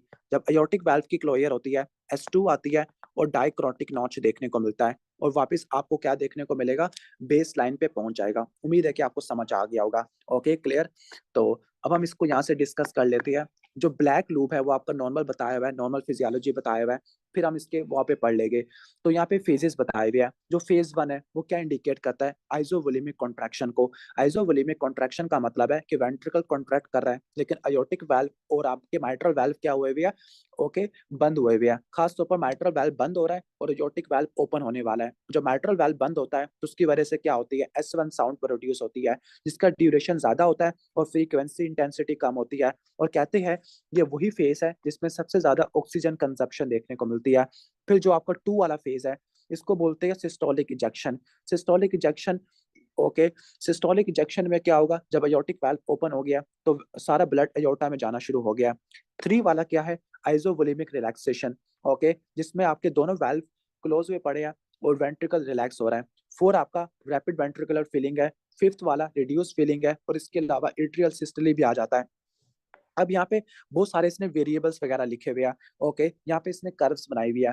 फॉर एग्जांपल, अगर वो कहता है प्री लोड बढ़ता है, प्री लोड बढ़ने का क्या मतलब है, प्री लोड बढ़ने का मतलब है एंड डायस्टोलिक वॉल्यूम ज्यादा होता है। यानी जब एंड डायस्टोलिक वॉल्यूम ज्यादा होगा तो ये कर्व क्या हो जाएगी, शिफ्ट हो जाएगी। ओके, लेट मी एक्सप्लेन। ओके, सपोज ये एक कर्व है, ये नॉर्मल कर्व है। ठीक हो गया। अगर हम प्री लोड को बढ़ाते हैं, ओके, प्री लोड का मतलब क्या होता है, ये एंड डायस्टोलिक वॉल्यूम है। प्री लोड बढ़ाने का मतलब है एंड डायस्टोलिक वॉल्यूम बढ़ा दिया, तो ये जो कर्व होती है, ये कर्व थोड़ा सा क्या हो जाएगी, राइट साइड पे शिफ्ट हो जाएगी। और जब मैंने प्री लोड को बढ़ाया तो उसकी वजह से क्या होगा, स्ट्रोक वॉल्यूम भी क्या हो जाएगा, बढ़ जाएगा। जब स्ट्रोक वॉल्यूम बढ़ जाएगा तो ये कर्व ऐसे शिफ्ट हो जाती है। तो अगर ये कर्व राइट साइड पे शिफ्ट हो जाती है, ओके, राइट साइड पे डायलेट हो जाती है कर्व, तो उसका मतलब है प्री लोड ज्यादा हुआ है। तो प्री लोड ज्यादा होने की वजह से ये कर्व क्या हो रही है, राइट वर्ड, ओके, शिफ्ट हो रही है। क्लियर?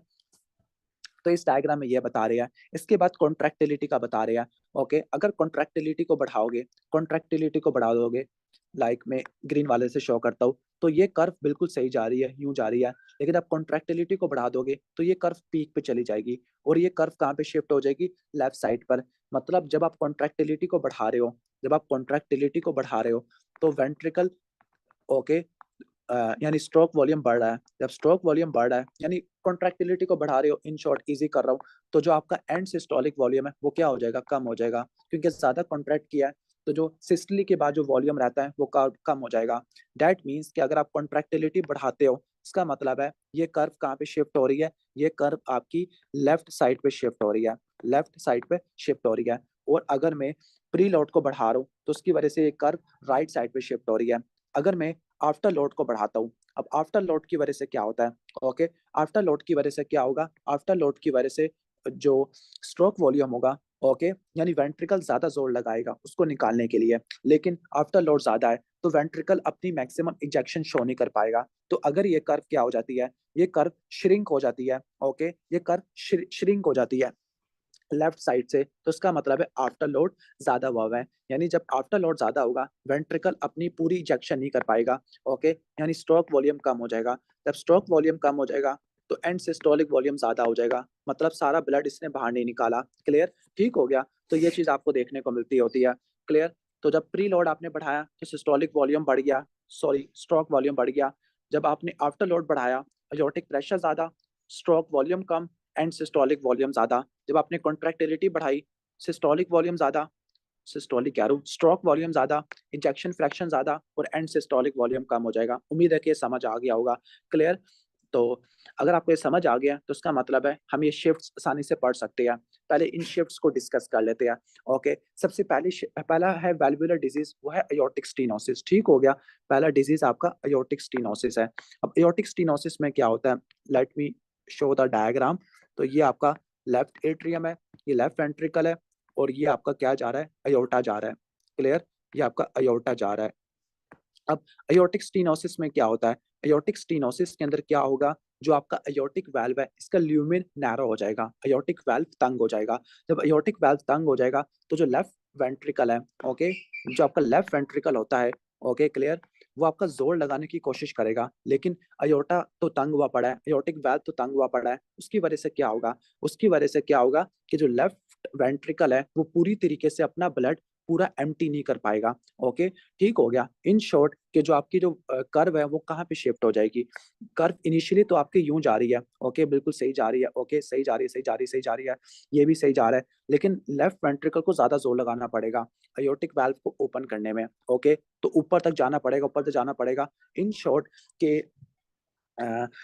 लेफ्ट वेंट्रिकल है उसका प्रेशर ज्यादा होगा, लेकिन वो पूरी तरीके से अपने आप को एम्प्टी नहीं कर पाएगा। जब पूरी तरीके से एम्प्टी नहीं कर पाएगा तो ये कर्व क्या हो जाएगी, थोड़ा सा क्या कहाँ पे शिफ्ट हो जाएगी, राइट वर्ड शिफ्ट हो जाएगी, राइट वर्ड और अपवर्ड शिफ्ट हो जाएगी। तो अगर कर्व राइट वर्ड और अपवर्ड शिफ्ट हो रही है, राइट वर्ड क्यों शिफ्ट हो रही है, क्योंकि एंड सिस्टोलिक वॉल्यूम ज्यादा हो रहा है, पूरा एम्प्टी नहीं कर पा रहा। अपवर्ड क्यों शिफ्ट हो रही है, क्योंकि ज्यादा जोर लगाना पड़ा है एयोर्टिक वाल्व को ओपन करने के लिए, लेफ्ट वेंट्रिकल का प्रेशर ज्यादा हो रहा है। क्लियर, ठीक हो गया। यानी जो लेफ्ट वेंट्रिकल है उसका प्रेशर एयोर्टिक प्रेशर से ज्यादा हो रहा है, तो ये कर्व कहाँ पे शिफ्ट हो जाती है, ये राइटवर्ड और अपवर्ड शिफ्ट हो जाती है। तो इसमें क्या होगा, लेफ्ट वेंट्रिकल का प्रेशर ज्यादा होगा लेकिन पूरी तरीके से एम्प्टी नहीं कर पा रहा, तो उसकी वजह से एंड सिस्टोलिक वॉल्यूम ज्यादा होगा। एंड डायस्टोलिक वॉल्यूम पे कोई इफेक्ट नहीं पड़ेगा क्योंकि वो तो प्री लोड पे डिपेंड करता है। ओके, वो तो प्री लोड पे डिपेंड करता है, यूजुअली कोई फर्क नहीं पड़ता। स्ट्रोक वॉल्यूम कम हो जाएगा, स्ट्रोक वॉल्यूम क्यों कम हो जाएगा, वन सेकेंड, आफ्टर लोड ज्यादा है, ज्यादा प्रेशर को ओवरकम करना पड़ेगा, स्ट्रोक वॉल्यूम कम होती है। अब इसको ओवरकम करने के लिए वेंट्रिकल की हाइपरट्रॉफी होती है। क्लियर, ठीक हो गया, वेंट्रिकल की हाइपरट्रॉफी होती है। लेकिन जब वेंट्रिकल की हाइपरट्रॉफी हो जाएगी तो वेंट्रिकल का जो ल्यूमिन है वो तंग हो जाएगा। सपोज वेंट्रिकल पहले ऐसे होता था लेकिन हाइपरट्रॉफी के बाद वेंट्रिकल का ल्यूमिन ऐसा हो गया, जिसकी वजह से वो कह रहा है कि कॉम्प्लायंस कम हो जाएगी, कॉम्प्लायंस कम हो जाएगी, जिसकी वजह से आपको क्या ज्यादा चाहिए, आपको एंड डायस्टोलिक प्रेशर ज्यादा चाहिए for given and diastolic volume, यानी वो ज्यादा प्रेशर एक्सर्ट करेगा ब्लड को आगे भेजने के लिए। इसके बाद है अयोर्टिक रीगर्जिटेशन। अयोर्टिक रीगर्जिटेशन में पढ़ लेते हैं, अयोर्टिक रीगर्जिटेशन में क्या होता है।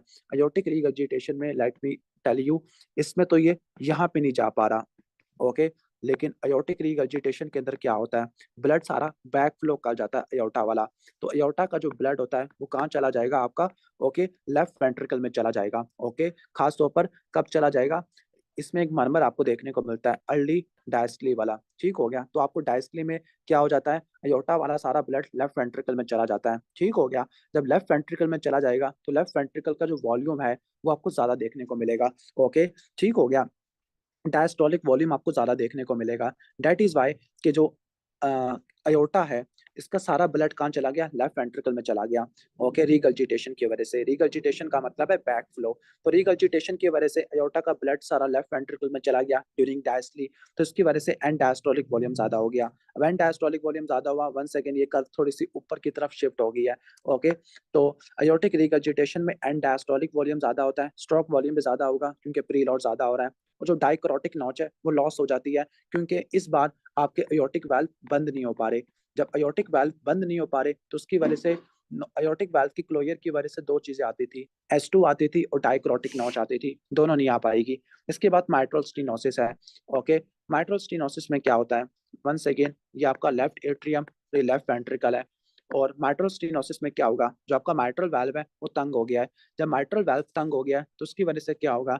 लेफ्ट वेंट्रिकल का जो एंड डायस्टोलिक वॉल्यूम है वो कम हो जाएगा। क्यों? क्योंकि लेफ्ट एट्रियम से ब्लड लेफ्ट वेंट्रिकल में एंटर नहीं हो पाएगा, तो जो एंड डायस्टोलिक वॉल्यूम है वो कम हो गया। इसकी वजह से स्ट्रोक वॉल्यूम भी कम हो जाएगा। और ये कर्व थोड़ा सा ना वहाँ पे टिल्ट हुआ हुआ है। ओके, ठीक हो गया, मतलब एंड सिस्टोलिक वॉल्यूम भी थोड़ा सा कम होना शुरू हो गया है, क्योंकि जब एंड डायस्टोलिक वॉल्यूम कम है तो एंड सिस्टोलिक वॉल्यूम भी कम हो जाएगा। ओके, तो इसमें क्या होगा? लेफ्ट एट्रियम का प्रेशर ज्यादा होगा as compare to left ventricle. Okay, clear?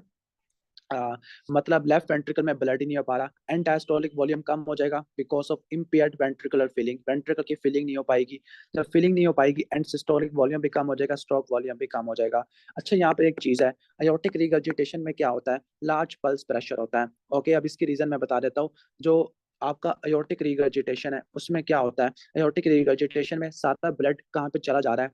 सारा ब्लड वेंट्रिकल में जा रहा है, और वेंट्रिकल फिर उसको अगले साइकिल में शिफ्ट करेगा। तो अयोर्टिक रिगर्जिटेशन की वजह से सिस्टोलिक ब्लड प्रेशर आपको ज्यादा देखने को मिलता है, क्योंकि वेंट्रिकल ज्यादा जोर लगा देगा अयोर्टा के अंदर। लेकिन डायस्टली के अंदर सारा ब्लड वेंट्रिकल का, सॉरी, डायस्टली में सारा ब्लड अयोर्टा का वेंट्रिकल में चला जाएगा, जिसकी वजह से डायस्टोलिक ब्लड प्रेशर कम हो जाएगा। और जब सिस्टोलिक ज्यादा होगा, डायस्टोलिक कम हो जाएगा, तो जो पल्स प्रेशर है वो भी क्या हो जाएगा? ज्यादा हो जाएगा। क्योंकि जो पल्स प्रेशर होता है वो systolic blood pressure minus diastolic blood pressure होता है। सिस्टोलिक ज्यादा है, डायस्टोलिक कम है। क्लियर?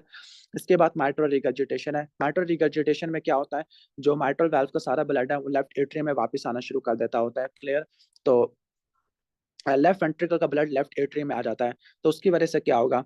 नेक्स्ट साइकिल में ये जो ब्लड होगा सारा लेफ्ट एट्रियम का लेफ्ट वेंट्रिकल में आ जाएगा, तो एंड डायस्टोलिक वॉल्यूम आपको ज्यादा देखने को मिलता है, स्ट्रोक वॉल्यूम भी बढ़ जाता होता है। ओके, ठीक हो गया। तो अगर ये कर्व आपकी राइट साइड पे शिफ्ट होती है तो माइट्रल रिगर्जिटेशन है। ओके, और अगर ये लेफ्ट साइड पे शिफ्ट होती है माइट्रल स्टेनोसिस आ जाएगा। क्लियर? उम्मीद है कि समझ आ गया होगा सारी कर्व्स वगैरह। अब माइट्रल रिगर्जिटेशन में यहाँ पे एक चीज बताई हुई है, नो ट्रू आइसोवोलेमिक फेस। ओके, यानी जो इसमें आइसोवोलेमिक फेस है वो होता ही नहीं है। क्यों? क्योंकि जो आइसोवोलेमिक फेज है उसको कराने के लिए मुझे माइट्रल वाल्व और आपके अयोर्टिक वाल्व दोनों क्लोज चाहिए, लेकिन दोनों वाल्व तो क्लोज होते ही नहीं है। माइट्रल वाला तो कभी होगा ही नहीं, जिसकी वजह से कोई ट्रू आइसोवोलेमिक फेज देखने को नहीं मिलेगा। इसके अलावा एंड सिस्टोलिक वॉल्यूम क्या हो जाएगा? कम हो जाएगा। Okay, due to decrease resistance and increase regurgitation into left atrium. यानी क्या होगा? सिस्टली के अंदर जब वेंट्रिकल कॉन्ट्रैक्ट करेगा सारा ब्लड कहाँ चला जाएगा? किसके अंदर चला जाएगा? एट्रियम के अंदर, लेफ्ट एट्रियम के अंदर। ओके, तो वेंट्रिकल में तो कुछ बचेगा ही नहीं, तो एंड सिस्टोलिक वॉल्यूम कम हो जाएगा, एंड डायस्टोलिक वॉल्यूम ज्यादा हो जाएगा। इसकी वजह क्या होगी? ओके, ठीक हो गया। अब रिगर्जिटेशन हो रही है, रिगर्जिटेशन से सारा ब्लड लेफ्ट एट्रियम में आ रहा है, तो वो लेफ्ट एट्रियम का सारा ब्लड डायस्टली में लेफ्ट वेंट्रिकल में शिफ्ट हो जाएगा, तो वेंट्रिकल की फीलिंग बढ़ जाती है। ओके, और जब एंड डायस्टोलिक वॉल्यूम ज्यादा तो स्ट्रोक वॉल्यूम ज्यादा हो जाएगा। क्लियर? तो उम्मीद है कि आपको समझ आ गया होगा वैल्वुलर वाला। तो कार्डिक साइकिल को भी मैंने ऑलमोस्ट डिस्क्राइब कर दिया है। तो कार्डिक साइकिल को मैं रिवाइज करा देता हूँ। कार्डिक साइकिल में क्या होता है? कार्डिक साइकिल में डायस्टली होता है और सिस्टली होता है। डायस्टली के अंदर क्या क्या फेज है? सबसे पहले आइसोवोलेमिक रिलैक्सेशन होती है। आइसोवोलेमिक रिलैक्सेशन का मतलब है कि वेंट्रिकल रिलैक्स हो रही है लेकिन अयोर्टिक और माइट्रल वाल्व क्लोज हुए पड़ेगा। ठीक हो गया। और जब आइसोवोलेमिक रिलैक्सेशन होती है तो कौन सी साउंड प्रोड्यूस होती है? असल में आइसोवोलेमिक रिलैक्सेशन में अयोर्टिक वाल्व क्लोज हो जाता है। जब एयोर्टिक वाल्व क्लोज होता है तो S2 साउंड आती है और डाइक्रोटिक नॉच आता है। फिर इसके बाद जब वेंट्रिकल का प्रेशर क्या होता है? लेफ्ट एट्रियम से भी कम हो जाएगा, तो लेफ्ट एट्रियम का ब्लड लेफ्ट वेंट्रिकल में आना शुरू हो जाएगा। क्लियर? तो यहाँ पे आपको जब लेफ्ट एट्रियम का प्रेशर क्या होगा? जब लेफ्ट एट्रियम का प्रेशर, ओके, लेफ्ट एट्रियम का प्रेशर लेफ्ट वेंट्रिकल से ज्यादा हो जाएगा, या लेफ्ट वेंट्रिकल का प्रेशर लेफ्ट एट्रियम से कम हो जाएगा, तो मैट्रल वाल्व ओपन हो जाती है, रैपिड वेंट्रिकुलर फीलिंग होती है, फिर रिड्यूस वेंट्रिकुलर फीलिंग होती है, फिर एट्रियल सिस्टोली आपको देखने को मिलती है, फिर आइसोवोलेमिक कॉन्ट्रैक्शन होती है। आइसोवोलेमिक कॉन्ट्रैक्शन में मैट्रल वाल्व क्लोज हो जाती है, S1 आती है, क्लियर। फिर रैपिड इजेक्शन होता है, फिर रिड्यूस इजेक्शन आपको देखने को मिलता है। तो ये फेजेस आपको देखने को मिलती है। इसके बाद हम जेवीपी वगैरह को देख लेते हैं। अब जेवीपी में भी कुछ वेव्स देखने को मिलती है। अब जेवीपी का थोड़ा बहुत कॉन्सेप्ट यहाँ पे दे देता हूँ। ओके, वंस अगेन, ये क्या है आपका right atrium, right ventricle, left atrium, left ventricle, ठीक हो गया। अब जो राइट एट्रियम होती है, राइट एट्रियम में आपका सुपीरियर वेना केवा की ट्रिब्यूटरी होती है जेवीपी। तो जो जेवीपी होती है वो राइट एट्रियम के अंदर आती होती है, क्लियर, ठीक हो गया। ओके, यानी जो जेवीपी होती है वो राइट एट्रियम के प्रेशर को मॉनिटर कर रही होती है, राइट एट्रियम के प्रेशर को मॉनिटर कर रही होती है जेवीपी। इसका मतलब क्या होता है? ओके, जो भी आपको राइट एट्रियम में प्रेशर चेंजेस देखने को मिलेगा वो आपको जेवीपी पे आपको देखने को मिलेगा, क्लियर, ठीक हो गया। तो अब हम यहाँ पे आ जाते हैं जेवीपी के अंदर। अब जेवीपी के अंदर आपको डिफरेंट वेव्स देखने को मिलती है, A wave, C wave, V wave, और दो डिसेंट होती है, एक्स डिसेंट और वाई डिसेंट आपको देखने को मिलता है, ठीक हो गया। अब एक चीज आपने नोट करनी है, अगर राइट एट्रियम की क्या होती है, ओके, राइट एट्रियम की कॉन्ट्रैक्शन होती है, तो राइट एट्रियम की कॉन्ट्रैक्शन की वजह से ए वेव देखने को मिलती है। तो इसकी मिमोनिक क्या है? A wave, C wave, V wave होता है और दो डिसेंट होते हैं। तो जो ए वेव होती है वो आपके एट्रियल कॉन्ट्रैक्शन की वजह से होती है। मतलब जब राइट एट्रियम कॉन्ट्रैक्ट करता है तो इसका ब्लड आपका जेवीपी में चला जाता होता है, जिसकी वजह से आपको जेवीपी में वेव देखने को मिलती है, ए वेव, ठीक हो गया। अब ए वेव किस कंडीशन में प्रोमिनेंट होती है और किस कंडीशन में एब्सेंट हो जाती है, ये बहुत इंपॉर्टेंट है। एट्रियल फिब्रिलेशन में ये एब्सेंट हो जाती है, क्योंकि एट्रियल फिब्रिलेशन में एक्टोपिक फोकाई होती है, जो एट्रियम होता है वो रिदम से कॉन्ट्रैक्ट नहीं करता। और एवी डिसोसिएशन के अंदर आपको ये बड़ी बड़ी वेव देखने को मिलती है। ओके, अब एवी डिसोसिएशन में क्या होता है? एवी डिसोसिएशन के अंदर जो एट्रिया का रेट होता है वो वेंट्रिकल के रेट से क्या हो जाता है? बढ़ जाता होता है, वेंट्रिकल के रेट से बढ़ जाता होता है। जब वेंट्रिकल के रेट से बढ़ जाता होता है, ठीक हो गया, मतलब एट्रिया अपने रेट पे कंट्रोल कर रहा है, वेंट्रिकल का रेट अपने वेंट्रिकल अपने रिदम पे कंट्रोल कर रहा है। और बिल फर्स्ट एक टाइम ऐसा भी आता है कि जब एट्रिया कॉन्ट्रैक्ट करता है, लेकिन अगर ट्राइकस्पिड वाल्व क्लोज है, लाइक ये आपका राइट एट्रियम है, ये राइट वेंट्रिकल है और उसके दरमियान में ट्राइकस्पिड वाल्व है। नॉर्मली जब राइट एट्रियम कॉन्ट्रैक्ट करता है तो उस दौरान ट्राइकस्पिड वाल्व ओपन होते हैं, जिसकी वजह से ब्लड आपका राइट एट्रियम से राइट वेंट्रिकल में जाता है। लेकिन अगर राइट एट्रियम क्या कर रहा हो, राइट एट्रियम कॉन्ट्रैक्ट करे और आगे ट्राइकस्पिड वाल्व क्या हुए हो, बंद हुए पड़े हो, तो उसकी वजह से एक बहुत बड़ी वेव आती है जिसको ए वेव कहते हैं, कैनन ए वेव। तो ये थर्ड डिग्री हार्ट ब्लॉक है, ए वी डिसोसिएशन में देखने को मिलती है। इसके बाद सी वेव है। सी वेव कब आती है? राइट वेंट्रिकल की कॉन्ट्रैक्शन की वजह से आती है। ओके, अब राइट वेंट्रिकल की आइसोवोलेमिक कॉन्ट्रैक्शन की वजह से होती है। अब होता क्या है, जब राइट वेंट्रिकल कॉन्ट्रैक्ट करता है, ओके, तो राइट वेंट्रिकल कॉन्ट्रैक्ट करता है लेकिन ये वाल्व तो बंद है, तो ये जो प्रेशर लगाता है क्लोज ट्राइकस्पिड वाल्व पे, यानी जब राइट वेंट्रिकल कॉन्ट्रैक्ट करता है तो जो क्लोज ट्राइकस्पिड वाल्व है वो बल्ज कर जाते हैं राइट एट्रियम में, जिसकी वजह से जेवीपी में वेव देखने को मिलती है। इसके बाद आपका आता है एक्स डिसेंट। एक्स डिसेंट नाम से लग रहा है एट्रियल रिलैक्सेशन, एक्स से रिलैक्सेशन वगैरह होती है। जब एट्रियल रिलैक्स करता होता है तो जो क्लोज ट्राइकस्पिड वाल्व है वो नीचे की तरफ क्या कर जाता होता है? डिस्प्लेस कर जाता होता है during rapid ventricular ejection phase, यानी जब वेंट्रिकल अपना ब्लड सारा का सारा काम भेज रहा है, आगे भेज रहा है। ओके, तो इसकी वजह से क्या होगा? ओके, तो जो क्लोज ट्राइकस्पिड वाल्व है अब वो नीचे की तरफ आ जाएगा, जिसकी वजह से एक्स डिसेंट आएगा और इसमें एट्रिया भी रिलैक्स हो रहा होता है। इसके बाद वी से वी वेव, वी से विलिंग या फीलिंग, तो जब राइट एट्रियम की फीलिंग होती है, ओके, यानी अभी ट्राइकस्पिड वाल्व बंद है लेकिन राइट एट्रियम फिल हो रहा है, तो उसकी वजह से वी वेव देखने को मिलती है। और लास्ट में आपका वाई डिसेंट होता है। वाई डिसेंट, वाई है अनटाइंग से रिलेटेड, जब राइट एट्रियम की कॉन्ट्रैक्शन होती है उसकी वजह से आपको वाई डिसेंट वगैरह आपको देखने को मिलता होता है, क्लियर। तो उम्मीद है कि आपको समझ आ गया होगा। राइट एट्रियम नहीं बल्कि राइट एट्रियम एम्प्टी हो रहा है, कॉन्ट्रैक्ट नहीं कर रहा, कॉन्ट्रैक्ट करने की वजह से तो ए वेव आती है, लेकिन राइट एट्रियम एम्प्टी हो रहा है राइट वेंट्रिकल में, तो उसकी वजह से वाई डिसेंट देखने को मिलती है। और जो वाई डिसेंट होती है ये किस में प्रोमिनेंट देखने को मिलती है? कंस्ट्रक्टिव पेरिकार्डाइटिस में, और एक कार्डिक टेम्पोराट में एब्सेंट होती है, क्लियर। यानी अगर आपसे सवाल पूछे कि अगर जेवीपी में प्रोमिनेंट एक्स वेव आ रही है, इसके साथ देखा वाई वेव, अगर वाई वेव नहीं आ रही और दूसरे केस में वाई वेव आ रही है, अगर प्रोमिनेंट एक्स है, प्रोमिनेंट एक्स मतलब एट्रिया की रिलैक्सेशन हो रही है लेकिन वाई वेव नहीं आ रही, वाई वेव का मतलब है राइट एट्रियम ने एम्प्टी होना राइट वेंट्रिकल में। ओके, अगर वाई वेव नहीं आ रही इसका मतलब है वो कार्डिक टैम्पोनार्ड है, और अगर वाई वेव आ रही है तो वो कंस्ट्रक्टिव पेरिकार्डाइटिस होता है। अब इसके आगे क्या मैकेनिज्म्स होते हैं, वीडियो बहुत ज्यादा लंबी हो जाएगी तो उसको हम एक्सप्लेन नहीं करते। अब मैं जेवीपी को कोरिलेट कर रहा हूँ कार्डिक साइकिल के साथ। ओके, तो जब आइसोवोल्यूमिक कॉन्ट्रैक्शन होती है तो जेवीपी में आपको ए वेव देखने को मिलती है। क्लियर? जेवीपी में आपको सॉरी सॉरी सॉरी जब आपकी कार्डिक साइकिल में एट्रियल सिस्टली होती है, जब एट्रियल सिस्टली होती है, जब एट्रिया कॉन्ट्रैक्ट करता है तो उसकी वजह से ए वेव देखने को मिलती है। फिर जब राइट वेंट्रिकल की आइसोवोल्यूमिक कॉन्ट्रैक्शन होती है तो आपको सी वेव देखने को मिलती है। क्लियर? फिर उसके बाद रैपिड इजेक्शन होती है वेंट्रिकल की तो आपको एक्स डिसेंट देखने को मिलता है। फिर आपको क्या देखने को मिलता है? ओके, फिर आपको नेक्स्ट आपको वी वेव देखने को मिलती है जो आइसोवोल्यूमिक रिलैक्सेशन में देखने को मिलती है। फिर वेंट्रिकल की रैपिड वेंट्रिकुलर फिलिंग होती है तो उसकी वजह से वाई वेव देखने को मिलती है।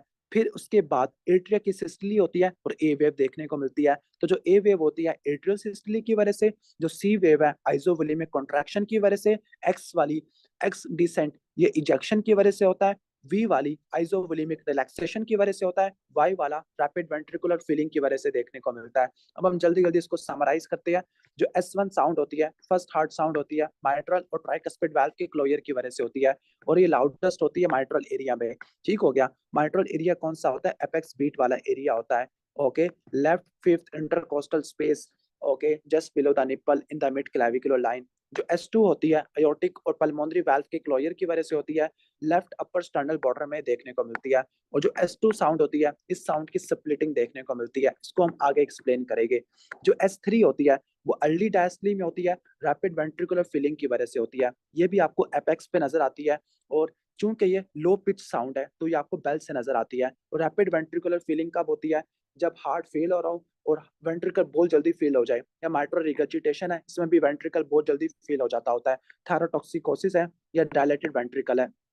लेकिन एक बात रट्टा मार लेना, जो S3 होती है ये बच्चों में, ओके, और प्रेगनेंसी में ये आपको नॉर्मल देखने को मिलती है। इसके बाद S4 है। S4 आपको लेट डायस्टली में देखने को मिलती है, एट्रिया की किक की वजह से होती है।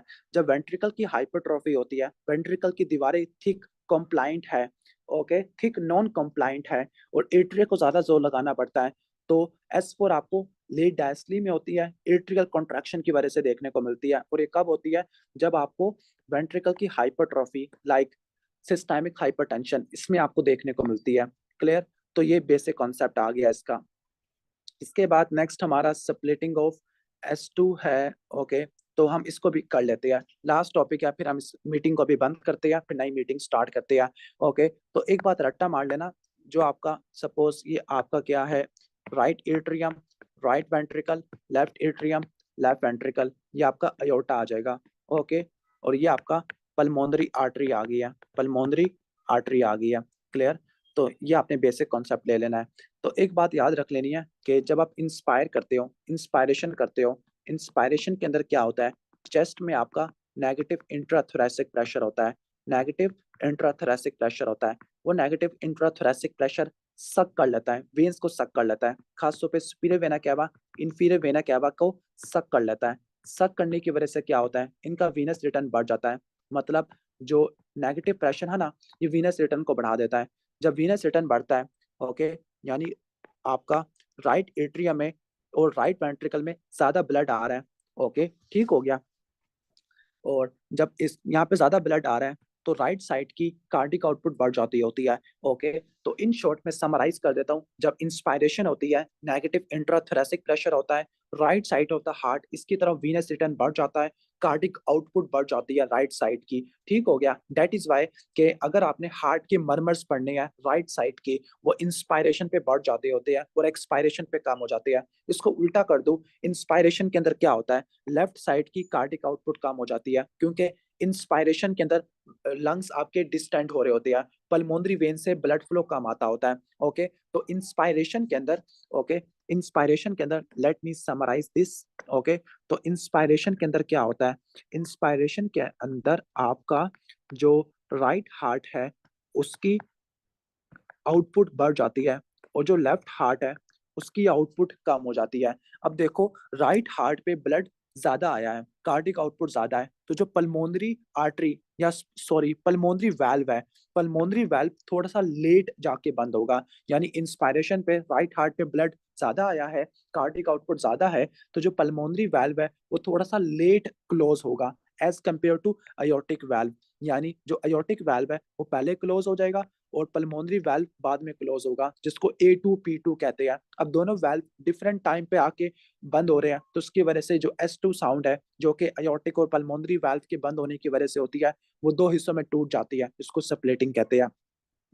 तो यहाँ से पढ़ लेते हैं। तो जो आपका फिजियोलॉजिकल स्प्लिटिंग होती है, क्लियर, जो S1 है वो बिल्कुल अकेली है, लेकिन जो S2 है वो दो में टूट गई है। मतलब अयोर्टिक A2 कंपोनेंट पहले आ गया और P2 बाद में आएगा। क्यों? क्योंकि P2 जो पल्मोनरी वाल्व है वो डिलेड क्लोजर हो रही है, देर से जाके बंद हो रहा है। तो फिजियोलॉजिकल स्प्लिटिंग में क्या है? इंस्पायरेशन होती है, इंट्राथोरेसिक प्रेशर कम होता है, वीनस रिटर्न बढ़ता है, राइट वेंट्रिकल की फिलिंग बढ़ जाती है, राइट वेंट्रिकल का स्ट्रोक वॉल्यूम बढ़ जाता है, इंजेक्शन टाइम बढ़ जाता होता है, जिसकी वजह से पल्मोनरी वाल्व की डिलेड क्लोजर होती है। ठीक हो गया। और इंस्पायरेशन के अंदर क्या होता है? इंस्पायरेशन पर एक और भी बताया है कि जो पल्मोनरी सर्कुलेशन है उसकी कैपेसिटी बढ़ जाती होती है, मतलब लंग्स डिस्टेंट किया हुआ होता है, जिसकी वजह से पल्मोनरी वाल्व देर से जाके क्लोज होता है। ये तो था फिजियोलॉजिकल स्प्लिटिंग जो आपका इंस्पायरेशन पे देखने को मिलती है। एक है वाइड स्प्लिटिंग, नॉर्मल से ज्यादा स्प्लिटिंग बढ़ गई है। तो एक बात रट्टा मार लेना, वो तमाम कंडीशन जो कि राइट वेंट्रिकल के ब्लड वॉल्यूम को या ब्लड प्रेशर को बढ़ाती है, राइट वेंट्रिकल के प्रेशर को बढ़ा रही है या राइट साइड को अफेक्ट कर रही है, वो क्या करवाती है? वो पल्मोनरी वाल्व को देर से बंद करवा देगी। जब पल्मोनरी वाल्व देर से बंद होगा तो जो आपकी स्प्लिटिंग है वो बहुत ज्यादा बढ़ जाती है। वो तमाम कंडीशन जो राइट वेंट्रिकल की जो एम्पटाइंग है उसको डिले करती है, delayed closure of pulmonary valve कराती है, वो फिक्स नहीं बल्कि वाइड स्प्लिटिंग करवा देती है। अब एग्जांपल क्या है? Pulmonary stenosis. अब पल्मोनरी स्टीनोसिस होगी तो राइट वेंट्रिकल की जो एम्पटाइंग है वो डिले हो जाएगी, बहुत देर से जाके बंद होगा। Right ventral branch block, ventricle के पास जो मैसेज है वो बहुत ज्यादा स्लो या देर से जा रहा है। इसके अलावा ओके, कहते हैं कि ये इंस्पायरेशन पे बढ़ जाती होती है, एग्जैजुरेट कर जाती है। अबे फिक्स स्प्लिटिंग, फिक्स स्प्लिटिंग का मतलब क्या होता है? फिक्स स्प्लिटिंग का मतलब होता है कि इंस्पायरेशन पे और एक्सपायरेशन पे, इन पे ये दोनों बराबर है। ठीक हो गया? इंस्पायरेशन पे और एक्सपायरेशन पे दोनों बराबर होते हैं। ओके, अब पहले तो उसने बताया हुआ है एक्सपायरेशन का और इंस्पायरेशन का एक कॉन्सेप्ट बताया हुआ है। ओके, ठीक हो गया। तो पहला फिजियोलॉजिकल स्प्लिटिंग, फिजियोलॉजिकल स्प्लिटिंग का मतलब है जब इंस्पायरेशन किया तो ये साउंड्स एक दूसरे से अवे हो गई है, और वाइड स्प्लिटिंग में क्या हुआ? ज्यादा गैप हो गया। लेकिन फिक्स स्प्लिटिंग का मतलब क्या है? इंस्पायरेशन में भी गैप बराबर है और एक्सपायरेशन में भी गैप बराबर है, और ये किस में होता है? ईएसटी में देखने को मिलता है। अब इसका कॉन्सेप्ट आपने समझना है। ईएसटी में क्या होता है? लेफ्ट टू राइट शंट होता है, लेफ्ट साइड का ब्लड राइट साइड में चला जाता है, जिसकी वजह से राइट एट्रियम और राइट वेंट्रिकल का वॉल्यूम दोनों बढ़ जाता है, जिसकी वजह से क्या होगा? पल्मोनरी वाल्व से फ्लो क्या हो जाएगा? ओके, वो ज्यादा हो जाएगा और पल्मोनरी वाल्व देर से जाके बंद होगा। लेकिन ये जो फ्लो होता है ये रिस्पायरेशन पर डिपेंड नहीं करता। यानी जो लेफ्ट टू राइट शंट होता है, ओके, ये तो 24 घंटे ही काम करेगा, बेशक इंस्पायरेशन हो या बेशक एक्सपायरेशन हो। ओके, तो ये आपका आ गया, कहने का मतलब है। ओके, तो अगर क्या हो, लेफ्ट टू राइट शंट हो, सारा ब्लड लेफ्ट का राइट साइड पे चला गया, जिसकी वजह से राइट साइड पे ब्लड वॉल्यूम ज्यादा हो गया। जब राइट साइड पे ब्लड वॉल्यूम ज्यादा हुआ तो उसकी delayed closure of pulmonary valve होगा। लेकिन ये जो शंट होता है कि इंस्पायरेशन और एक्सपायरेशन दोनों में काम करता है। इसके बाद पैराडॉक्सिकल स्प्लिटिंग है। पैराडॉक्सिकल स्प्लिटिंग का मतलब है कि इस बार अयोर्टिक वाल्व देर से जाके बंद होगा, पल्मोनरी वाल्व पहले बंद हो जाएगा। मतलब P2A2 कंपोनेंट आपको देखने को मिलेगा। अब इसकी भी पैथोफिजियोलॉजी वही है कि वो तमाम कंडीशन जो अयोर्टिक वाल्व की एम्पटाइम को क्या कर रही है, ओके, या अयोर्टिक वाल्व की क्लोजर को डिले कर रही है, वो तमाम कंडीशन जो लेफ्ट वेंट्रिकल की एम्पटाइम को डिले कर रही है कि लेफ्ट वेंट्रिकल खाली नहीं कर पा रहा अपने ब्लड को, या फिर अयोर्टिक वाल्व बंद नहीं हो पा रहा, like aortic stenosis, left ventral branch block. ठीक हो गया? ये आपको देखने को मिलता है। यानी इसमें पल्मोनरी वाल्व पहले बंद हो जाएगा, अयोर्टिक वाल्व बाद में जाके बंद हो जाएगा। That is why this is called paradoxical splitting. ठीक हो गया? Okay, paradoxical splitting. और चूंकि अयोर्टिक जो आपका जो कहने का मतलब है इंस्पायरेशन, इंस्पायरेशन में राइट साइड की तरफ ब्लड फ्लो बढ़ता है, लेकिन एक्सपायरेशन के अंदर आपको लेफ्ट साइड पे ब्लड फ्लो ज्यादा देखने को मिलता है। यानी इंस्पायरेशन पे क्या होता है? लेफ्ट हार्ट सॉरी, इंस्पायरेशन पर राइट हार्ट की एक्टिविटी बढ़ जाती है और एक्सपायरेशन पे लेफ्ट हार्ट की एक्टिविटी बढ़ जाती है। दैट इज वाई अगर आपने पैराडॉक्सिकल स्प्लिटिंग देखनी है, P2A2 देखना है, एयोर्टिक वाल्व का डिलेड क्लोजर देखना है, तो वो आपने कब देखना है? एक्सपायरेशन पर। क्यों? क्योंकि एक्सपायरेशन पे लेफ्ट हार्ट की तरफ ब्लड फ्लो बढ़ जाता है, इंस्पायरेशन पे राइट हार्ट की तरफ ब्लड फ्लो बढ़ जाता है। तो एक निमोनिक रट्टा मार लेना, राइल। ओके, ठीक हो गया, ये आपके बहुत काम आएगा। आर से राइट हार्ट और इसका ब्लड फ्लो कब बढ़ता है? इंस्पायरेशन पर। ओके, एल से क्या होगा? लेफ्ट हार्ट और इसका ब्लड बढ़ता है एक्सपायरेशन पे। और या फिर मैं इसको ऐसे भी समराइज कर सकता हूँ कि जो राइट साइड के मर्मर्स होते हैं वो इंस्पायरेशन पे बढ़ जाते हैं और जो लेफ्ट साइड के मर्मर्स होते हैं वो एक्सपायरेशन पे बढ़ जाते हैं। या आपको या ये भी कह सकता हूँ, इंस्पायरेशन पे आपको वाइड या नॉर्मल स्प्लिटिंग देखने को मिलती है, एक्सपायरेशन पे आपको पैराडॉक्सिकल स्प्लिटिंग देखने को मिलती है। और इंस्पायरेशन और एक्सपायरेशन दोनों में स्प्लिटिंग बराबर हो गई है तो उसको बोलते हैं फिक्स्ड स्प्लिटिंग, और वो देखने को मिलती है एट्रियल सेप्टल डिफेक्ट के अंदर। ओके, तो आई थिंक अभी ये मीटिंग इतनी काफ़ी है, काफ़ी कुछ एक्सप्लेन किया, मैं खुद कंफ्यूज हो गया दरमियान में।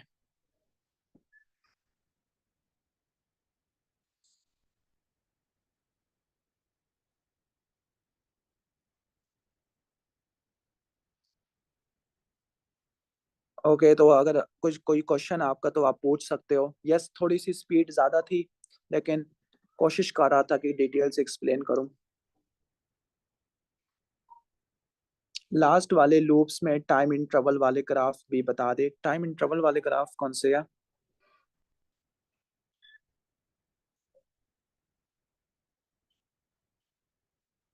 टाइम इंटरवल वाले, ये टाइम इंटरवल हमारे इतने काम का नहीं है, टू बी ऑनेस्ट, इतने ज्यादा इंपॉर्टेंट नहीं है। आप इसको स्किप भी कर सकते हो, टाइम इंटरवल को उसने खुद मेंशन भी नहीं किया हुआ। तो अगर आपका कोई क्वेश्चन है तो आप पूछ सकते हैं, अदरवाइज इस मीटिंग को बंद करते हैं। MR और MR एओर्टिक स्टेनोसिस, मैट्रल स्टेनोसिस वाले, MR वाले कौन से हैं? MR ये वाले, इसी के मैं समझ गया हूँ। आई नो आप टाइम फ्रेम के बारे में बात कर रहे हो। ओके, ये 100 200 लिखा हुआ है, ये टाइम फ्रेम जो टाइम इंटरवल R इंटरवल है, टू बी ऑनेस्ट इसकी कोई इतनी खास सिग्निफिकेंस नहीं है, इसको आप स्किप भी कर सकते हो।